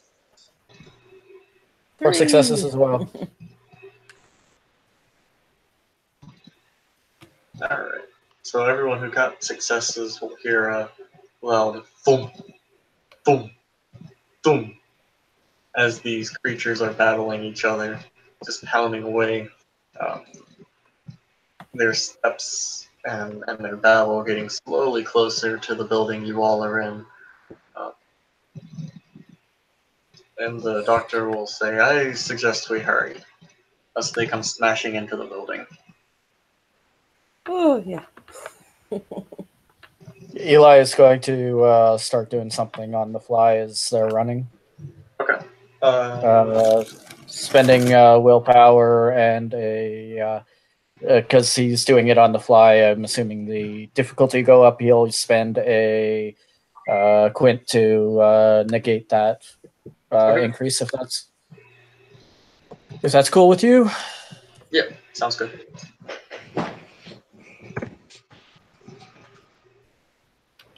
So that'll be 5 successes to do what I mentioned.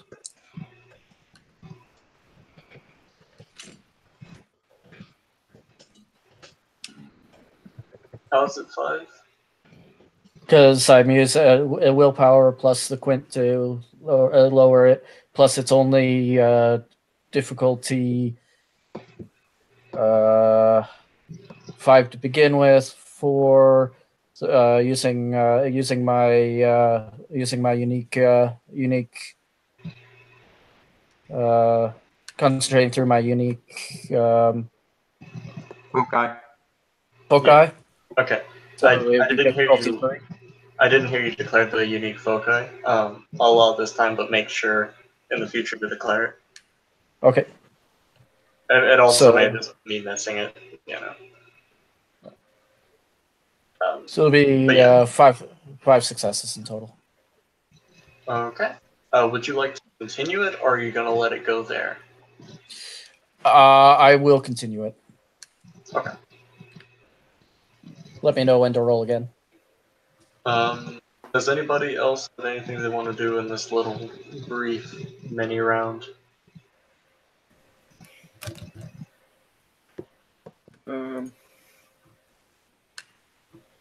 Yes, me. Where was it?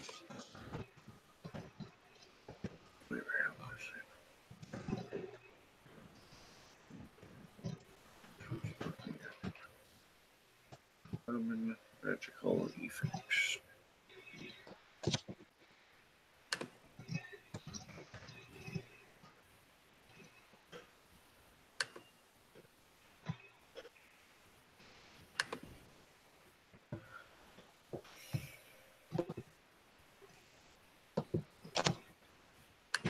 Figure if I want to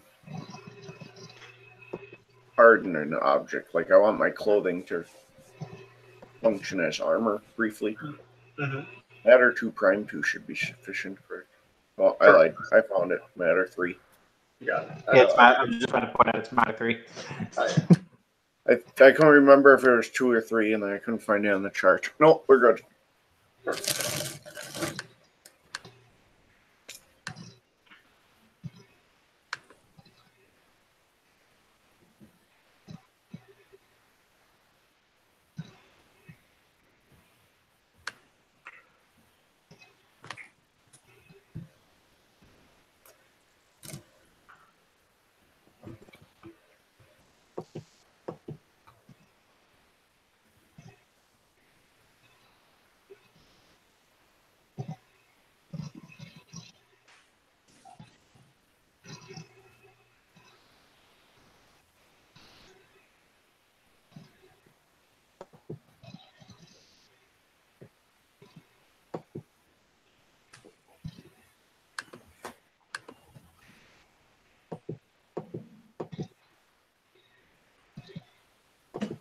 Are you gonna try and harden your clothes down, or No, it's because it requires Matter 3, and I only have Matter 2.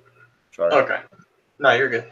Does anybody else have anything they want to do before we go to the next round, quote unquote?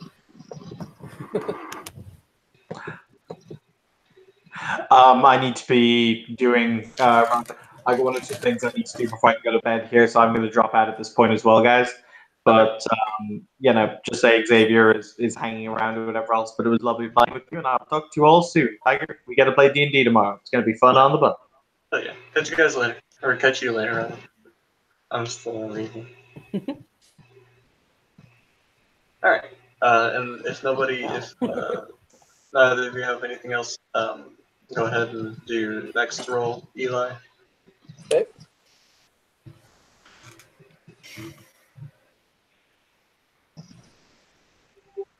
That'll be 4 more successes for a total of 9. Okay. Do you want to continue, or do you want to leave it there? I'll do 1 more. One more. Okay.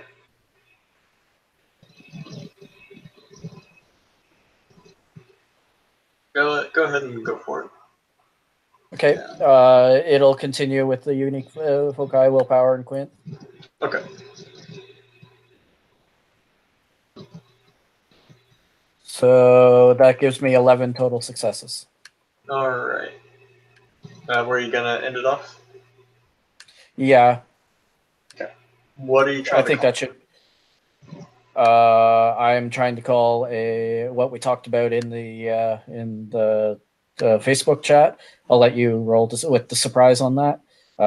Something big enough to either try to incapacitate them or at least tie them both them up long enough for us to do some damage without risk of counterattack against us.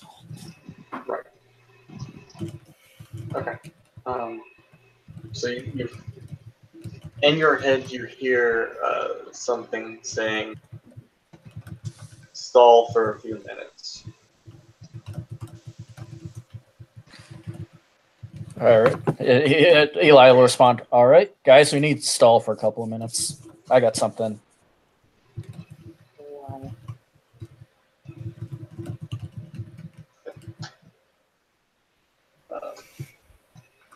Man's going to, or Stephen will continue up. There's ready his now blunderbuss. Look at the rest of you. Well, we all ready? Let's do this. Looks at the rifle. Yep. Pistol.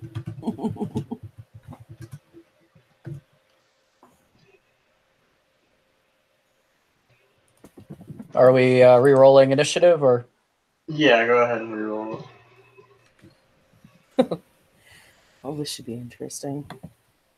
Oh shit! Well, looks like we're all winning on this one.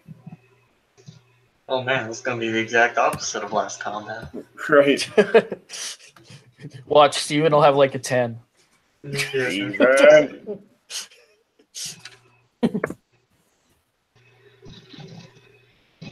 God. Oh my god.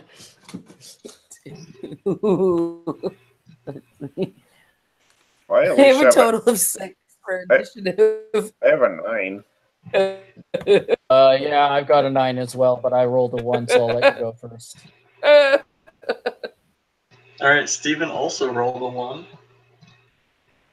Steven. Okay, so what's your total initiative? What's Steven's total initiative?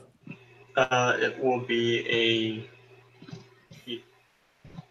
it'll also be a 9. Yeah. What's Steven's dexterity? 5.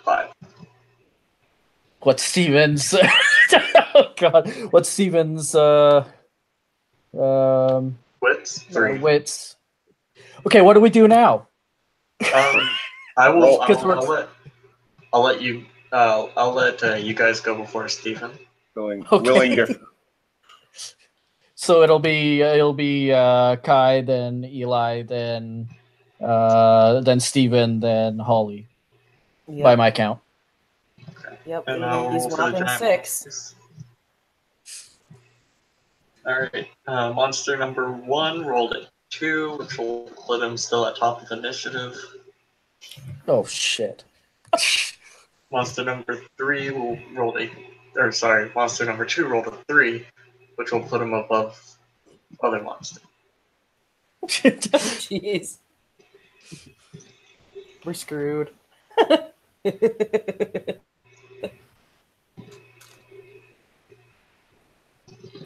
Well, maybe not, at least for the first round, as they're still concentrated on each other.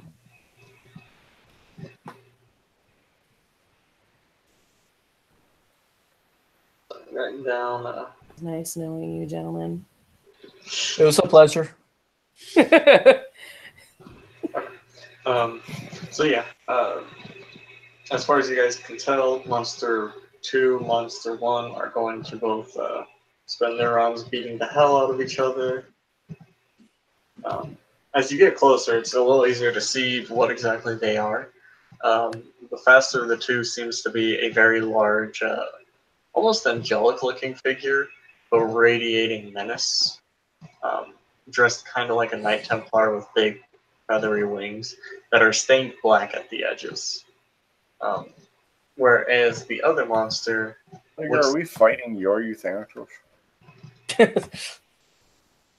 maybe I can't either confirm or deny that. No, you're not. Giant monster would be way too obvious for him. Let's be real. It's cool. I mean, he had giant feather wings all the time, so. Yeah, but his weren't stained black at the tips. They were just entirely black. That's fair. The other monster looks like some horrific man bicycle melding. Like it's got handlebars for a head with 2 stalk eyes on the end. Instead of hands, it has 2 giant wheels that's using to box the hell out of the other one. And it's crying out in a. Now that you're kind of closer, it sounds like a bicycle bell if you pitch shifted it way, way, way the hell down and like lengthened it out. How do I know what that sounds like? I don't know. Legit. Yeah, I'm stealing that. I'm stealing that from you, Tiger. Legit. Yeah. A lot of people say that. Holly says it all the time. It's true. Legit. So, Tiger, what kind of this angel thing is like getting slapped around by bicycle wheels? They're both kind of beating the shit out of each other. Like one of them will smack the other, and the other, like as it's kind of recoiling and coming back, it'll hit the other. Oh boy. But yeah, it's basically getting smacked around by bicycle wheels. Whereas it's just kind of going with the good old classic punch the hell out of it. All right, we But need it to is- distract. I'm wondering if we really need to do anything to distract them. They seem pretty distracted currently. Until one of us hits him. All right, and so they've spent their rounds beating the hell out of each other. It is your turn, Kai. Whichever one well, I guess which one are we closest to? You're closer to the angel-looking one. Good.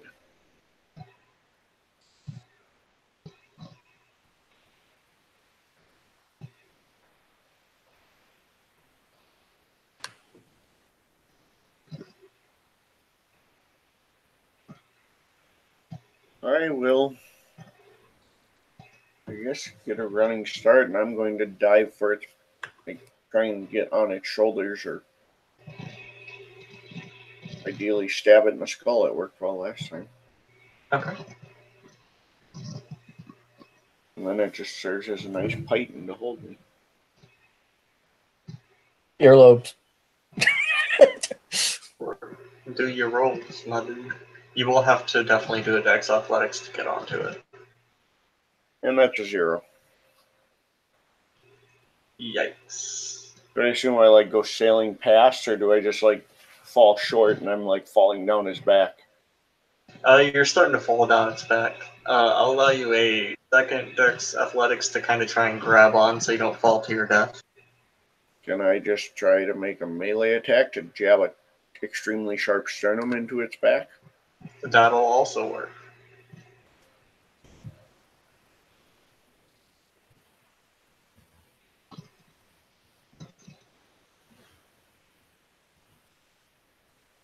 At 5 successes to bury a dagger in its back.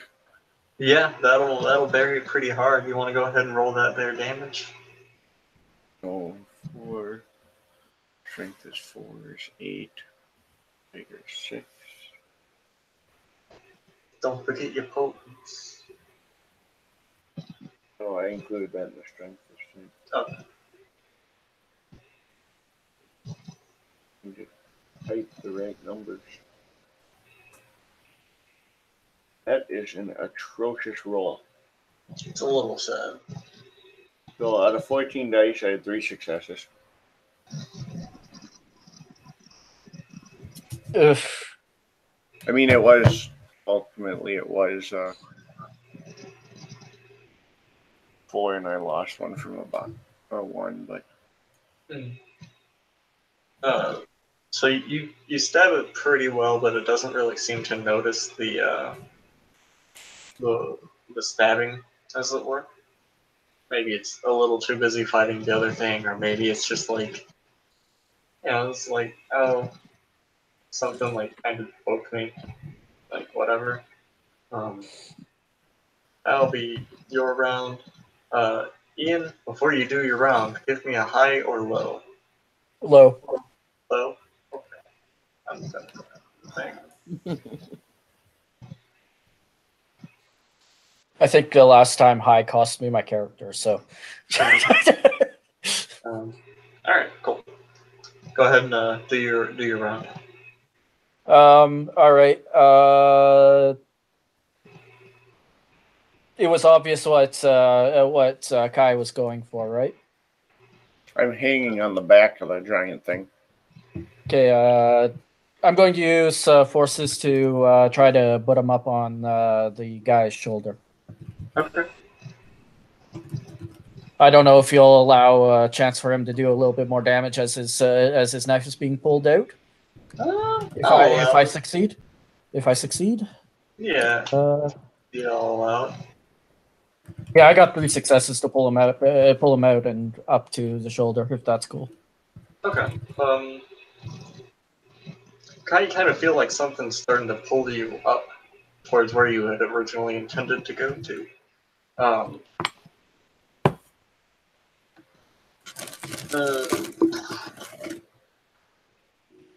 Go ahead and roll.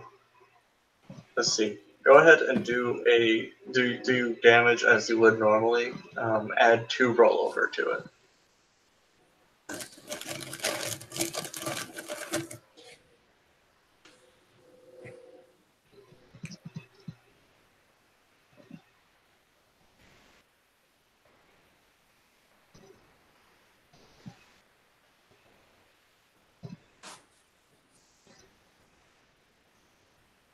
John. You're having me roll my full damage again? Yeah, do the damage you can only do with 2 rollover.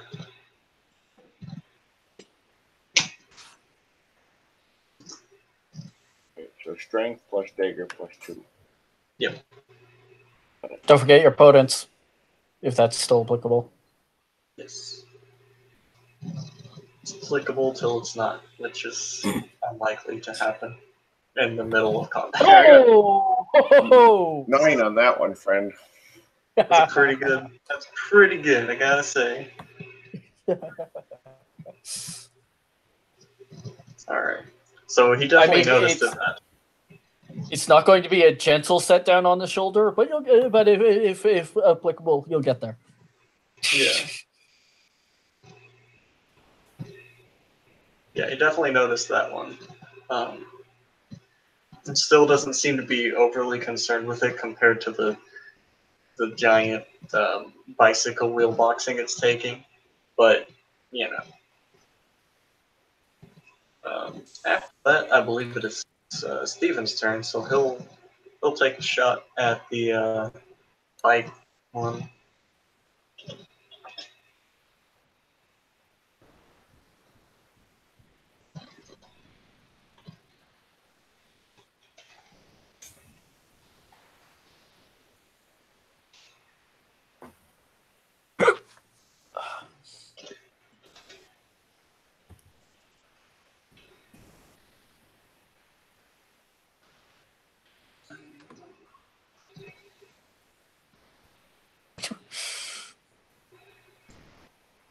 Okay.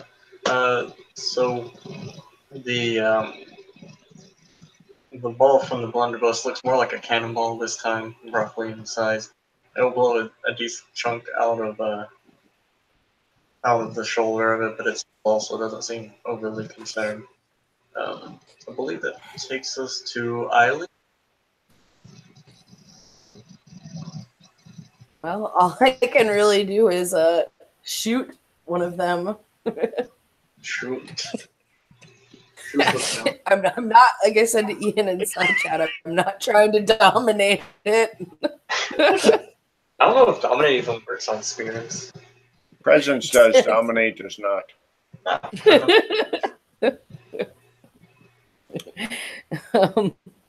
So let's see. There's the bicycle one and the other one. Yeah, the one looking like an angelic Knight Templar, radiating menace. All right. With a Kai hanging on his shoulder. Hey guys. I will. Jeez. Okay. I will shoot at the bicycle, and then. Why does this seem like a bad idea? Yeah, we should really antagonize both of them at once. To be fair, this whole thing seems to be a slightly bad idea, but why the hell not? Hey, they're agonizing each other, antagonizing. Maybe they think they're continuing to beat the crowd. It's possible. Oh, Jesus. What did I do? I didn't even type in the right number. Oh, yeah. I just wrote D10. Like, what? Hey, you still got a success out of it. Yeah, but I had 4 dice. So let's try this with the right amount of dice. All right. Watch the no number be the good roll. One with the right amount of dice. I've hit. Roll damage. Oh boy.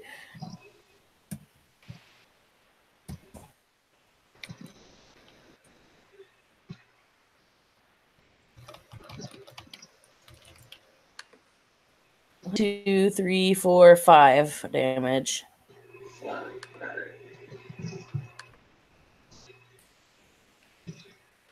Which one were you hitting again? Bicycle. Okay.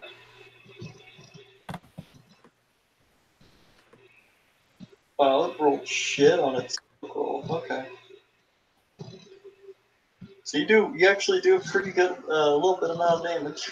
You said you got 4 successes? On my damage? Yeah. I think it was 1, 2, 3, 4, 5 damage. 5, okay. Well, let's soak 1. All right. 4. Alright. It'll be back to top of rounds. They're gonna continue beating the hell out of each other. Kai, it is your turn. Go ahead and roll Dex Athletics to remain on the shoulder as they're taking blows from each other.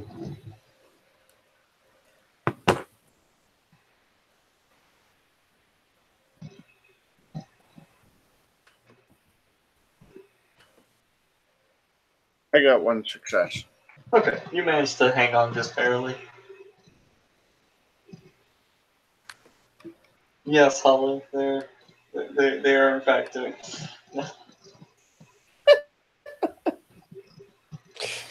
Oh. Holly. Like you expected any less. Yeah, true.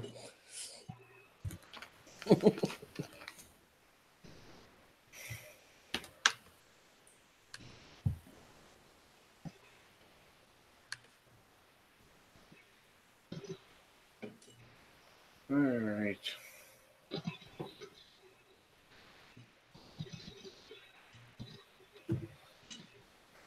Well,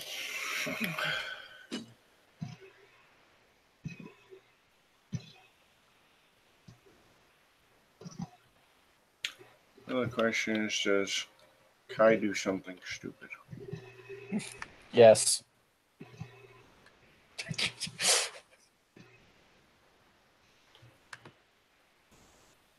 And how badly will Tiger hate me if Kai does something stupid? Yes.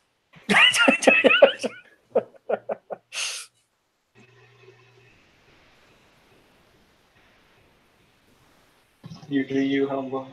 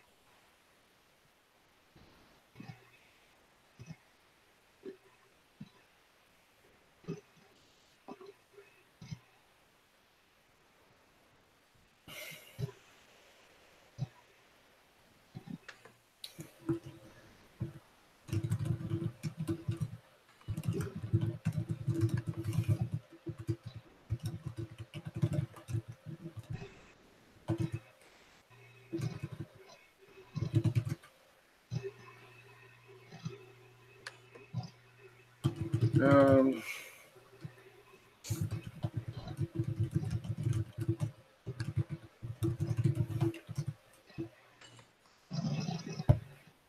so I'm standing on the spirit's shoulder, correct? Yes.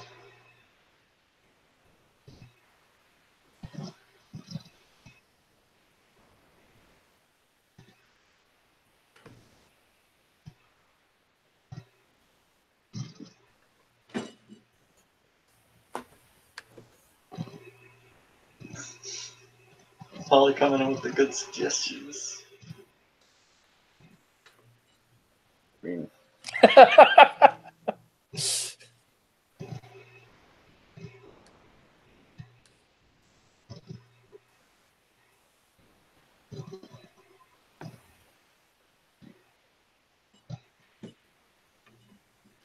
well, I mean, you could embrace him, guys.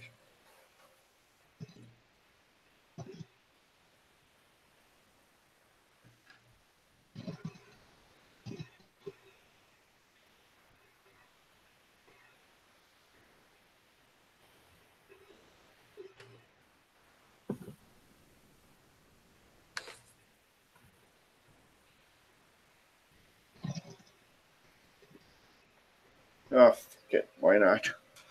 I'm standing next to this giant winged thing's ear, correct? So I'm going to literally lean down and in its ear, will tell it, Spirit of Death, bind yourself to me and we can destroy him.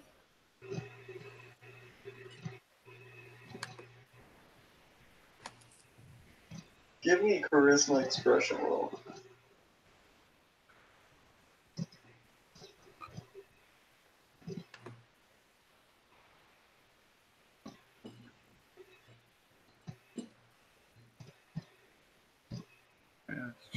Standard diff?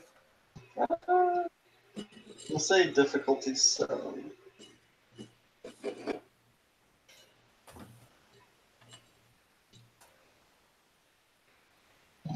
I botch. Oh. Alright. It responds. It will actually respond on its action, of course. Okay. But that'll take us to Eli. Tiger, you remember that virus? You remember that virus route that I came up with, and the plans I had for that? Did I have any created for Spirit yet? Did you?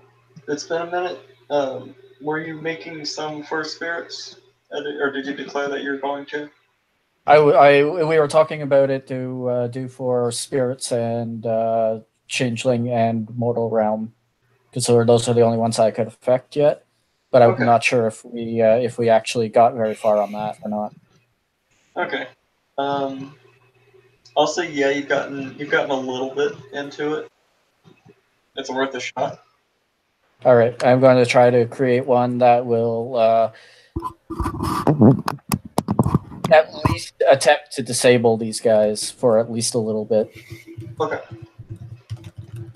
I just need to remember which levels it was.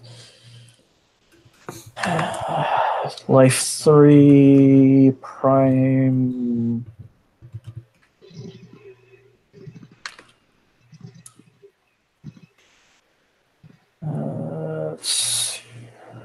Great. Life 3 Prime 2, and I'm assuming you're wanting me to toss Spirit into that as well. Yeah, Spirit 2. Okay, so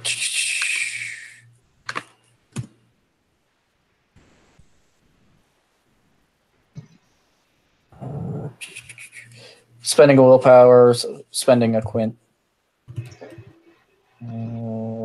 6, 5. Personal, unique foci as well.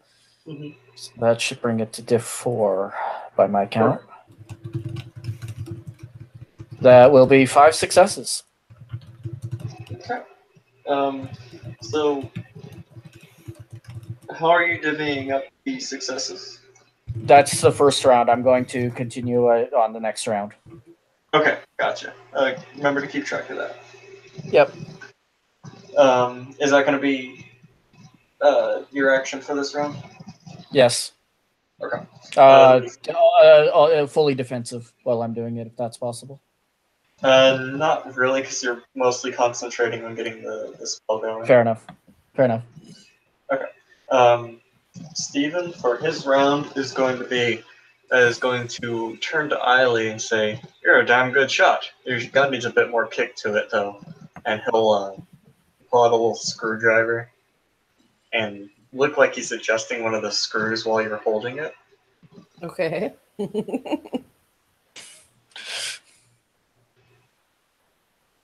All right. Whenever you fire that gun, for the rest of the scene, add 4 automatic damage onto it. Oh shit. And that would be his action. Go ahead and go, Eiley. Okay.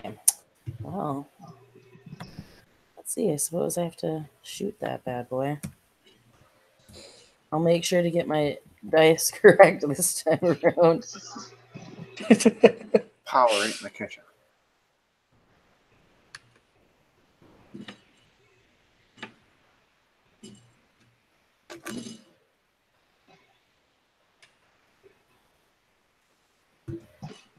I get 2 to hit. Okay. So roll the damage with the one roll.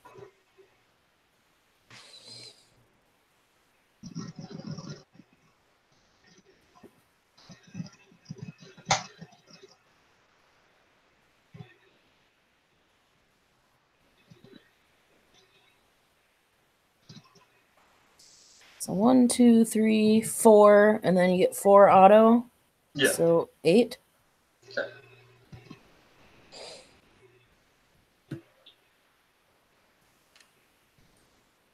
All right. It's up to about half, so we'll take another 4.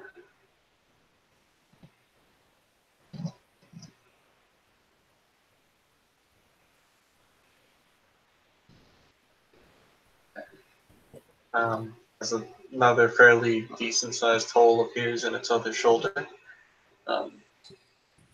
We're back at top of round. Sorry?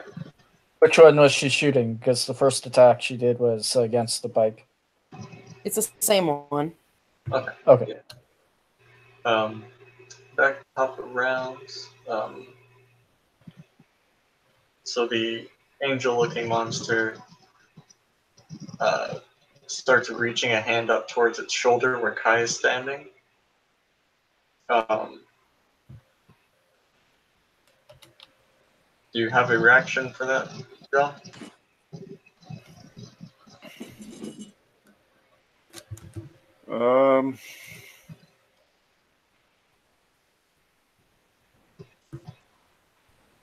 Yes. He will.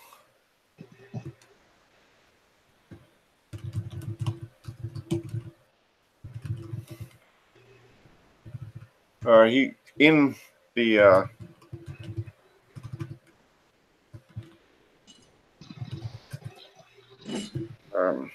ear of the thing. He'll lean down and he'll say, "Harbinger, I am Kai, son of the Svartalfs. Together we can defeat this monstrosity. For I defeated him once in my own realm."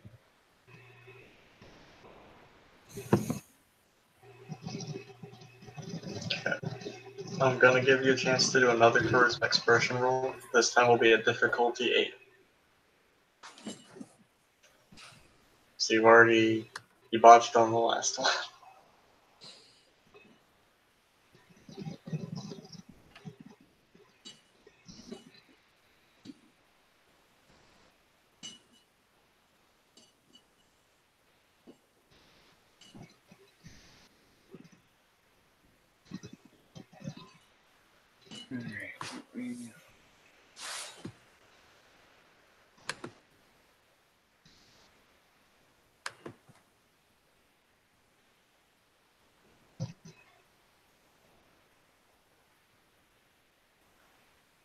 Give me 1 second here.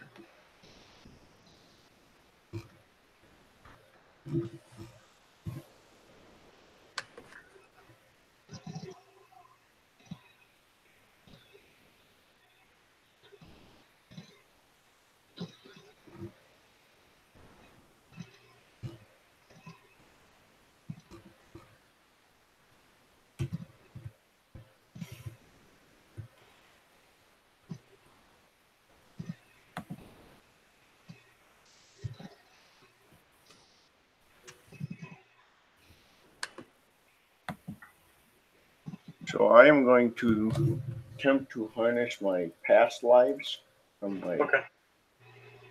my thing first, my hammer, to assist me here. That might be a good idea. I can't really hurt. I have 2 extra dice. Dope. Only I have the dream background. Just for Evan. 4 successes. 4 successes. Nice. Alright.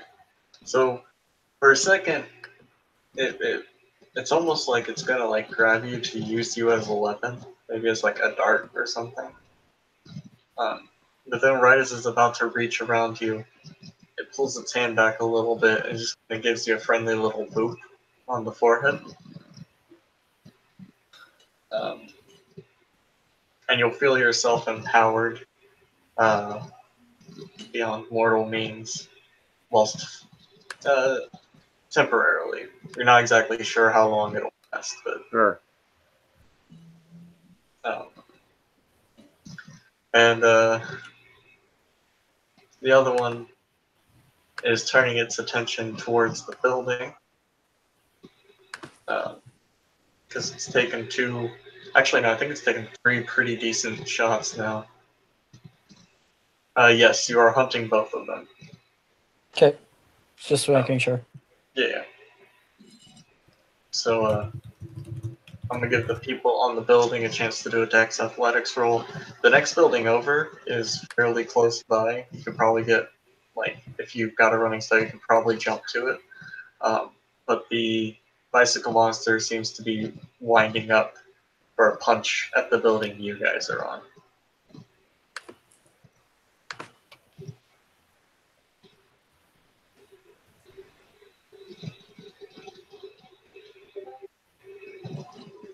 Oh, damn.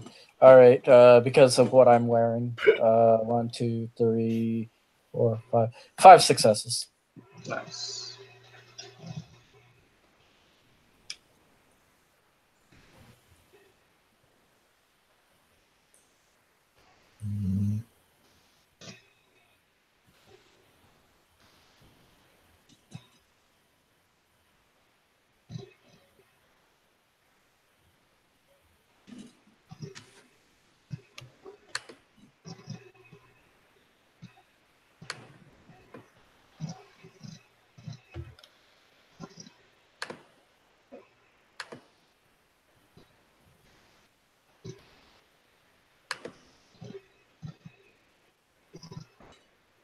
Looks like Holly got 3. Oh, what?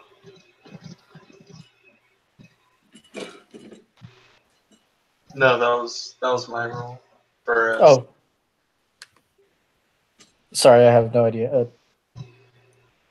Holly, have you rolled yet?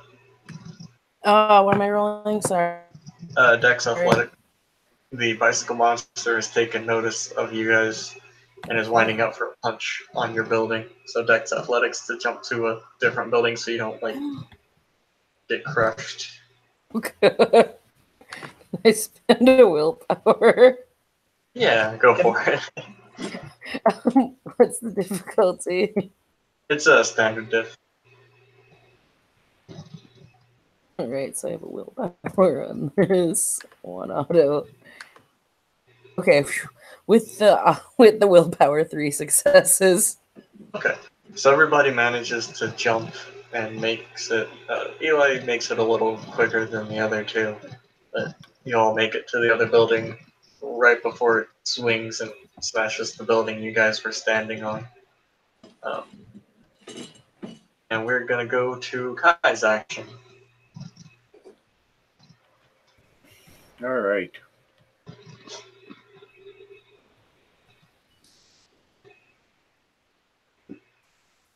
I want to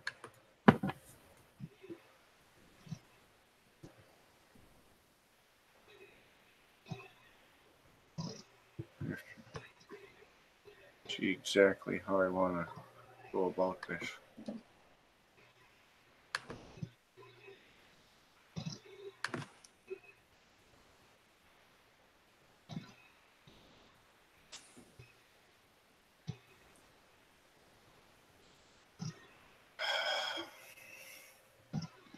Not telling me what I want to know.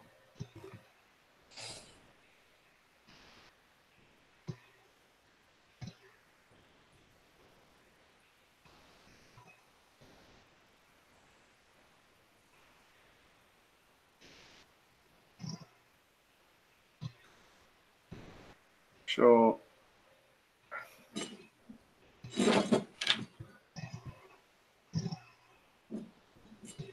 Kai is going to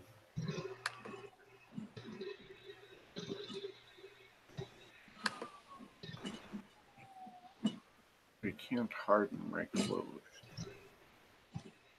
It's got a what? Can he... Life 2, he should be able to give himself additional health dots, correct? I think that takes life 3. So it's I falls was under looking. better body. Don't you have forces too? Don't you have forces too, John? No. Oh shit. I know better body gives you extra dots. I wasn't sure where it landed on the extra health fields. Yeah, I think it also falls into extra health. Also can do, or also falls under better body. But he used Prime 2, Life 2. And body magic. So I can heal myself with Life 2. Mm-hmm.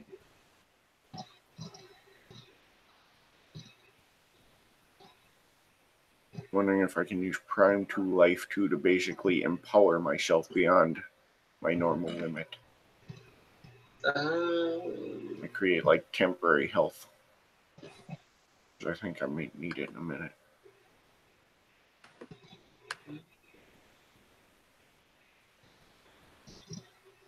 I don't believe so, but let me double check.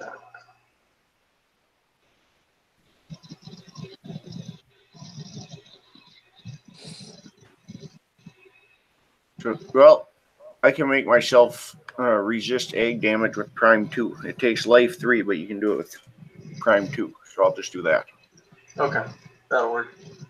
And I'll use Life 2 to lock it to myself so I don't have to maintain it. Sounds good. And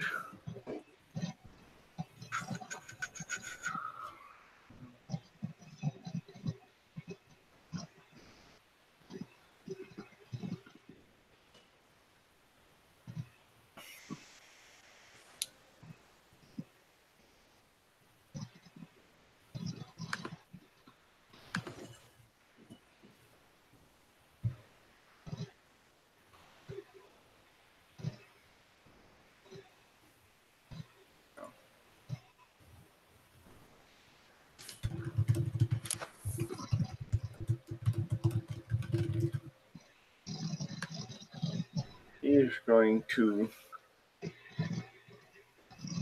issue a prayer to the goddess Ire to heal and protect his body. Okay. That uses his voice and vocalization as an instrument. So,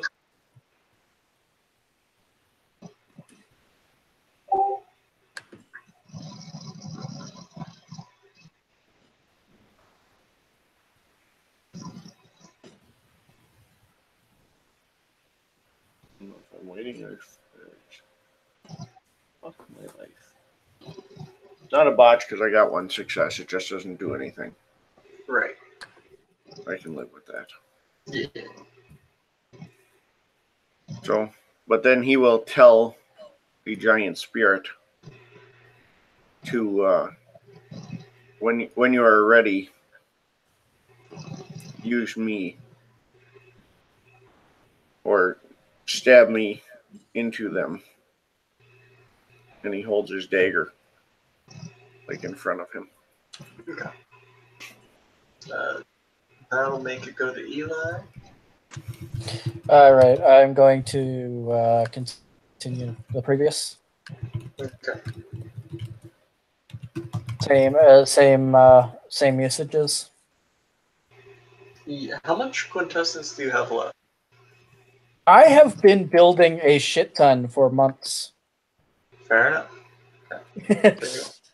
You remember that, don't you? Yes. Yeah, now I do. What is Nice. it? All right. Is there an effective limit to quintessence? I believe the most Just like the wheel, right? can have like It's like the wheel 20, I believe. It's your wheel minus your Paradox. any Yeah, paradox. I think it's around 20, 25 maybe. If you have zero All right. paradox.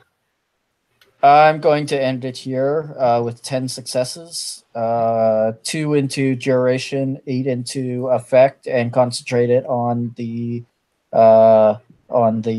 bicycle. Okay. Give me 1 second, because it is specifically a virus, correct? Yes, 'Cause that's- intending on disabling it for. Well, I would assume I would assume it would be 8 rounds with the would be the goal with the 8 successes. Is that reasonable? 1 second, because there are actually rules for drugs, poisons, and disease. Okay.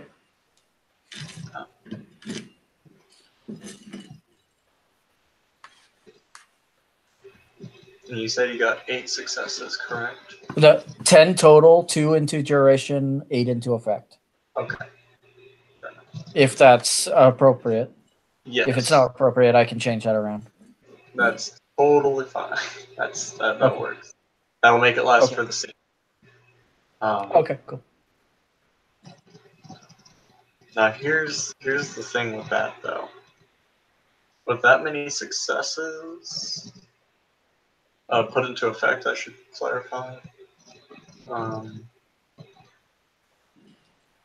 That's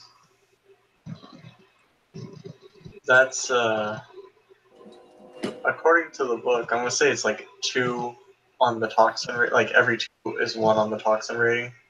If that makes sense. Yep, sure. That is equivalent to leprosy. So does this literally start falling apart? Yeah, one of its wheels falls off. It's not looking terribly happy. It does get a roll to try and resist the effects, as it were. See how long Cool. it can last. But that roll is at difficulty 8. I feel like it's probably got a dice pool penalty for leprosy. Yeah. I'm just going out on a limb that's probably falling off. Well, I mean, you're not on the one that's falling off. You're on the other guy. I'd like to. So let me roll its rapidly training stamina. So literally what you guys hear is okay, have anybody seen the first Dungeons and Dragons movie?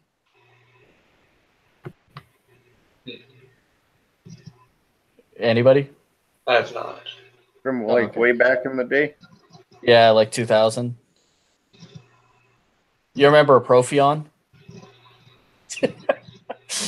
Vaguely. He's like, let me see here. What does he say? He goes,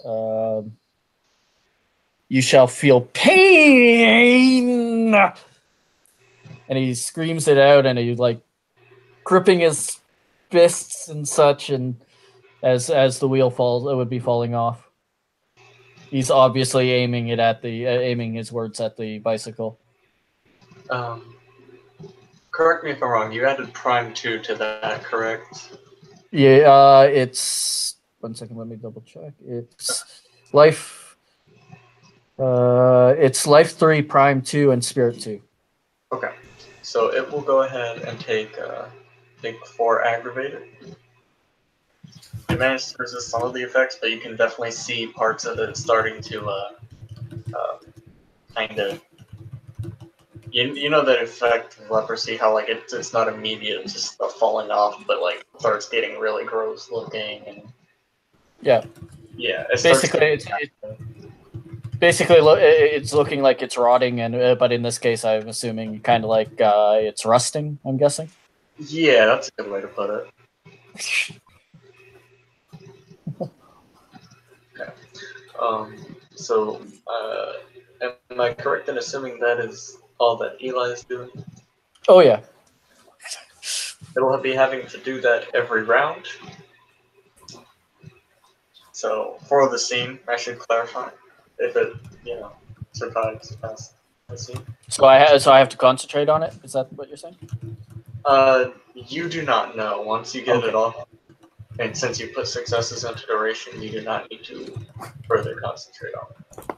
Cool. But I'll take it to Steven's turn, who's, quite frankly, a little grossed out at this rapidly rusting leprous critter.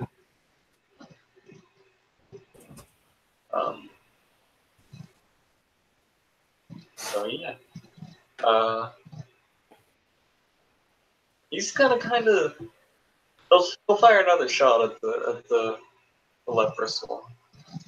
He doesn't want to take the chances of hitting high, so. Oh yeah, but we don't really need to spread super spiritual leprosy across the Umbra. This is also true. He might. He's gonna ready the thermos. We'll go with that. So I'll take his action. Eiley, go ahead. All right. I'm sticking with the bicycle, of course.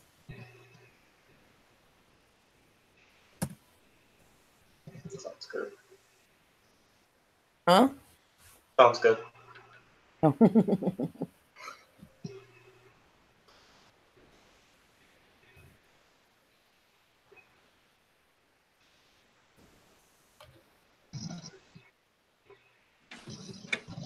One success. Hey, that'll do enough. One is a hit. Hit. Yep. And it'll still do the 4 automatic damage, so. Yep. Right? Didn't our gun get like super juiced up by this guy too? Yeah. That's So what's causing the 4 1, automatic. 2, Oh, 3 okay. plus the 4 is 7. I see what you're saying. I misunderstood what you meant by 4 automatic. I thought you meant like 4 automatic dice for damage. No. Nope, 4 now automatic now it adds damage. up. Yeah, Yep. like literal. Yeah, so 3 plus the 4 automatic. 7. Somehow gaining leprosy has made it slightly tougher. I guess, like, you hit part of it, but it was a part that was about to fall off, so it still does damage, but then it just kind of slops off. It's soaked 5. It's that hardened, scabrous hide that it's developing. Yeah, basically. You guys, look, we found the one upside to leprosy. So Ian, to answer your question, it's kind of like when you target something with a fireball, but it still catches other shit on fire. Okay. Like, it's still there, like it's still gonna do the thing, but Once you've created it, it exists. yeah. The virus itself will only last for the scene. But yeah.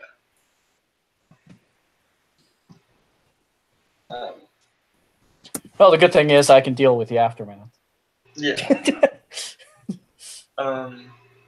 So I'll take us top of rounds.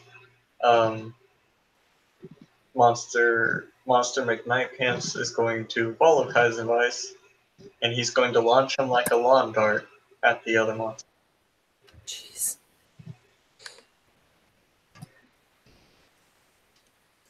This is going to be a little weird. A little? Well, I assume then I just add his incredible level of successes for strength to my damage, would be my thought. that would normally be correct. However, he evened out on successes and failures, so he just failed. 5 successes, 5 ones. Oh. On the throw? Yeah. Oh. That sucks. So he like threw me on a bad rotation. I just like splattered like Wile E. Coyote against this thing. Yeah, pretty much. It's a pretty gross feeling. On the upside, then at least it doesn't like batter me beyond belief. Yeah.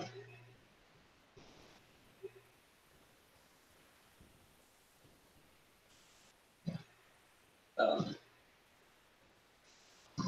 I will shout back and say, this may be something we need to practice if we're going to do it regularly. Rotation is something we did not think about. Suddenly, the Umbra gained physics purely to fuck you over. Well, I mean, there's always some physics. It's just a matter that they're subjective and not always consistent. Yeah. I'll go to the monster's turn. I'm gonna have it roll its attempt to resist on its turn, if that's cool with everyone. Sure.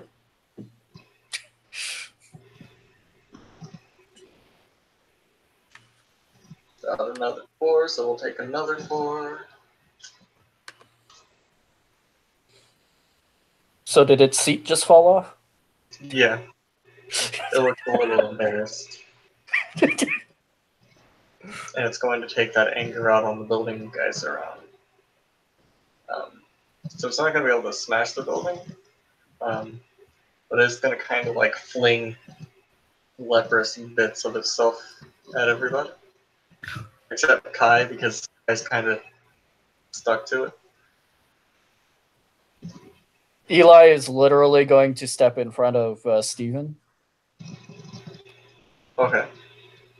If that, I'll use that as my action for the turn to protect him. So I have my shield up. Fair enough.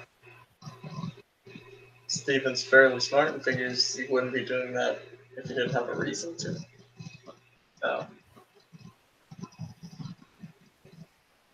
What's Eiley? How's Eiley gonna respond to?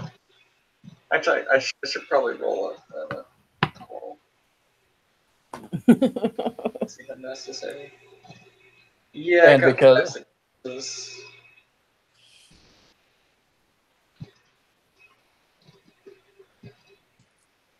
So y'all can do Dex Athletics to dodge if you so choose. Nope, just standing and blocking. Okay.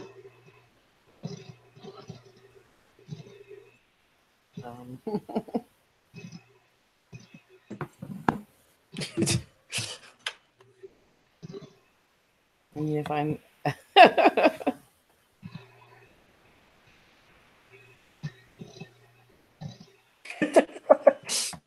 Read my last comment, Holly. Slightly. I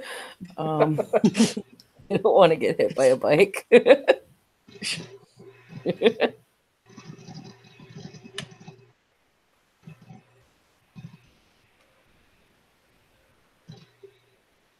And I don't want to get hung at hit with nasty ass shit.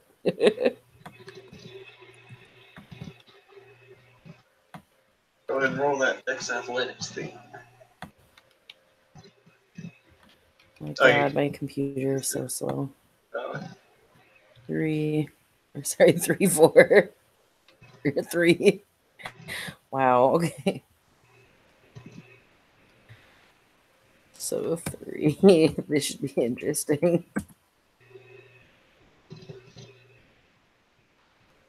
Standard, I'm assuming. yeah. Oh my God. All right.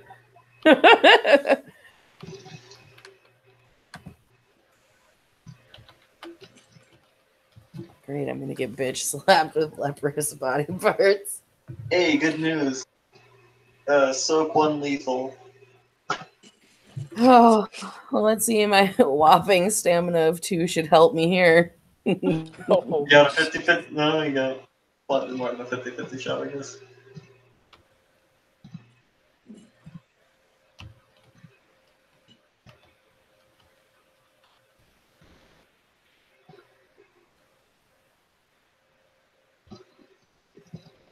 yay!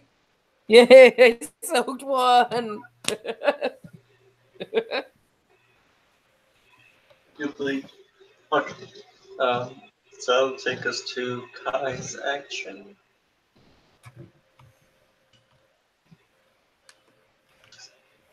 All right.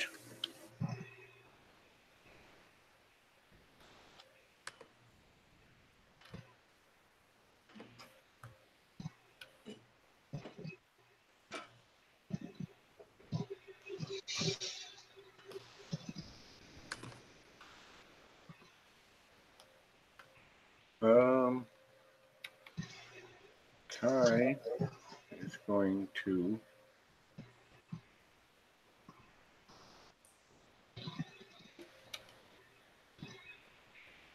well, I guess at this point he's already on the thing. He's just going to impale it. Stab it. Stabby, stabby.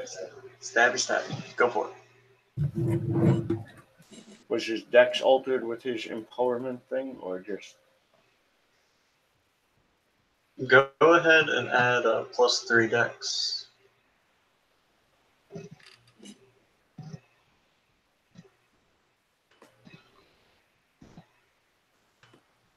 Yeah, almost added 53 dex. That's a pretty good Jeez. roll. Oh, So 7 roll over. right? Plus 6 for Yeah. the vinegar is 13. My base strength is 4. Is my strength altered as well? Yeah, add +2 strength. Okay, so I have 7 plus 6 is 13. Plus 4 is 17. Plus 1 is 18. Yep.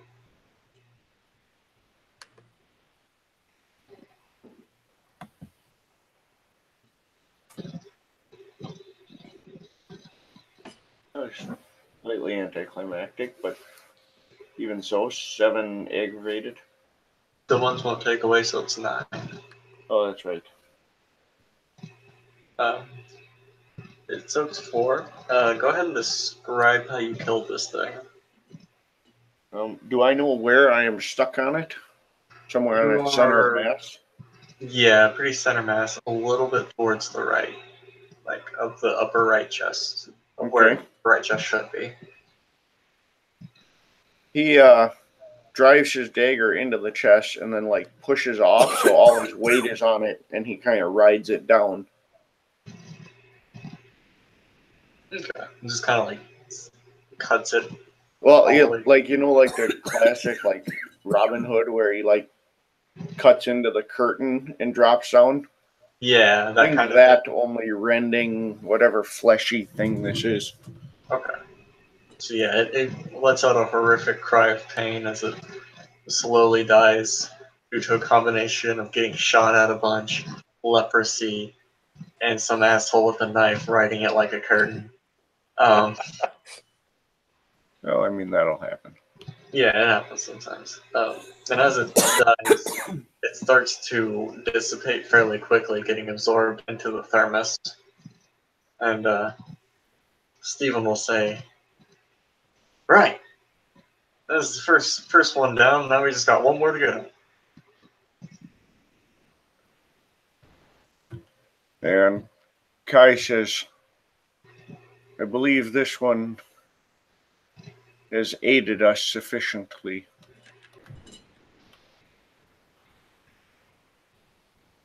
Stephen will squint at it. Was it the thing that made you a little faster, a little stronger? I'm going to go with more than a little. He'll look up at the creature. Go ahead and give me another charisma expression roll, this time against Stephen. Steven? Why is it always a Steven? I don't know, I just really like that name for some reason. Steven. His real Yeah, last well, name is Strange. You know what? Fuck Steve. What if they're really the same person? Really, fuck Steve. Wait, do I still have my past lives? Because there's a single Yes. check. I think you should still have it. If not, oh well, I'm not worried about it. Go ahead and add it. Well, I'll just roll those 3 to see if it offsets. Not a botch either way, at least. Yeah.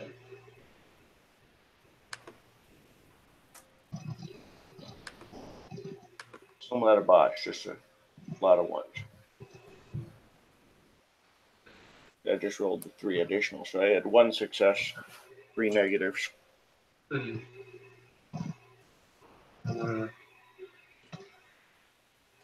It'll have to go down sometime. Perhaps now's not the best day for it. And Kai will look at the spirit and at Steven and say, I would think that's fair, given the fact that we have entered into a pact whose terms have not been completely finalized. It could result in an ugly situation.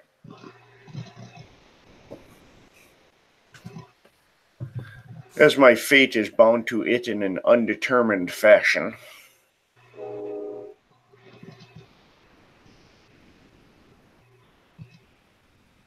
Oh no.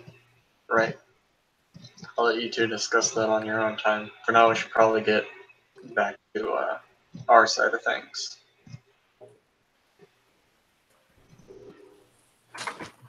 I imagine that would be prudent.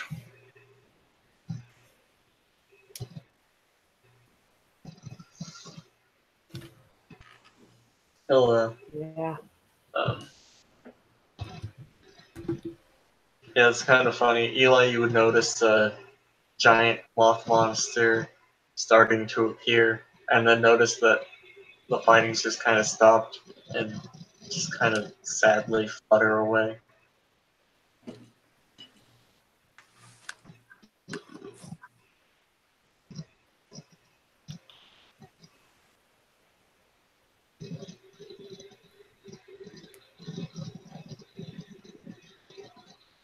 Kai will, from the ground, ask the kind of give the spirit direction and say, "I have a place that we can meet in the other realm, so we can discuss better the terms of this alliance." It'll nod um, before vanishing, and um, a swarm of white feathers. White feathers stained black at the tips, much like its own wings.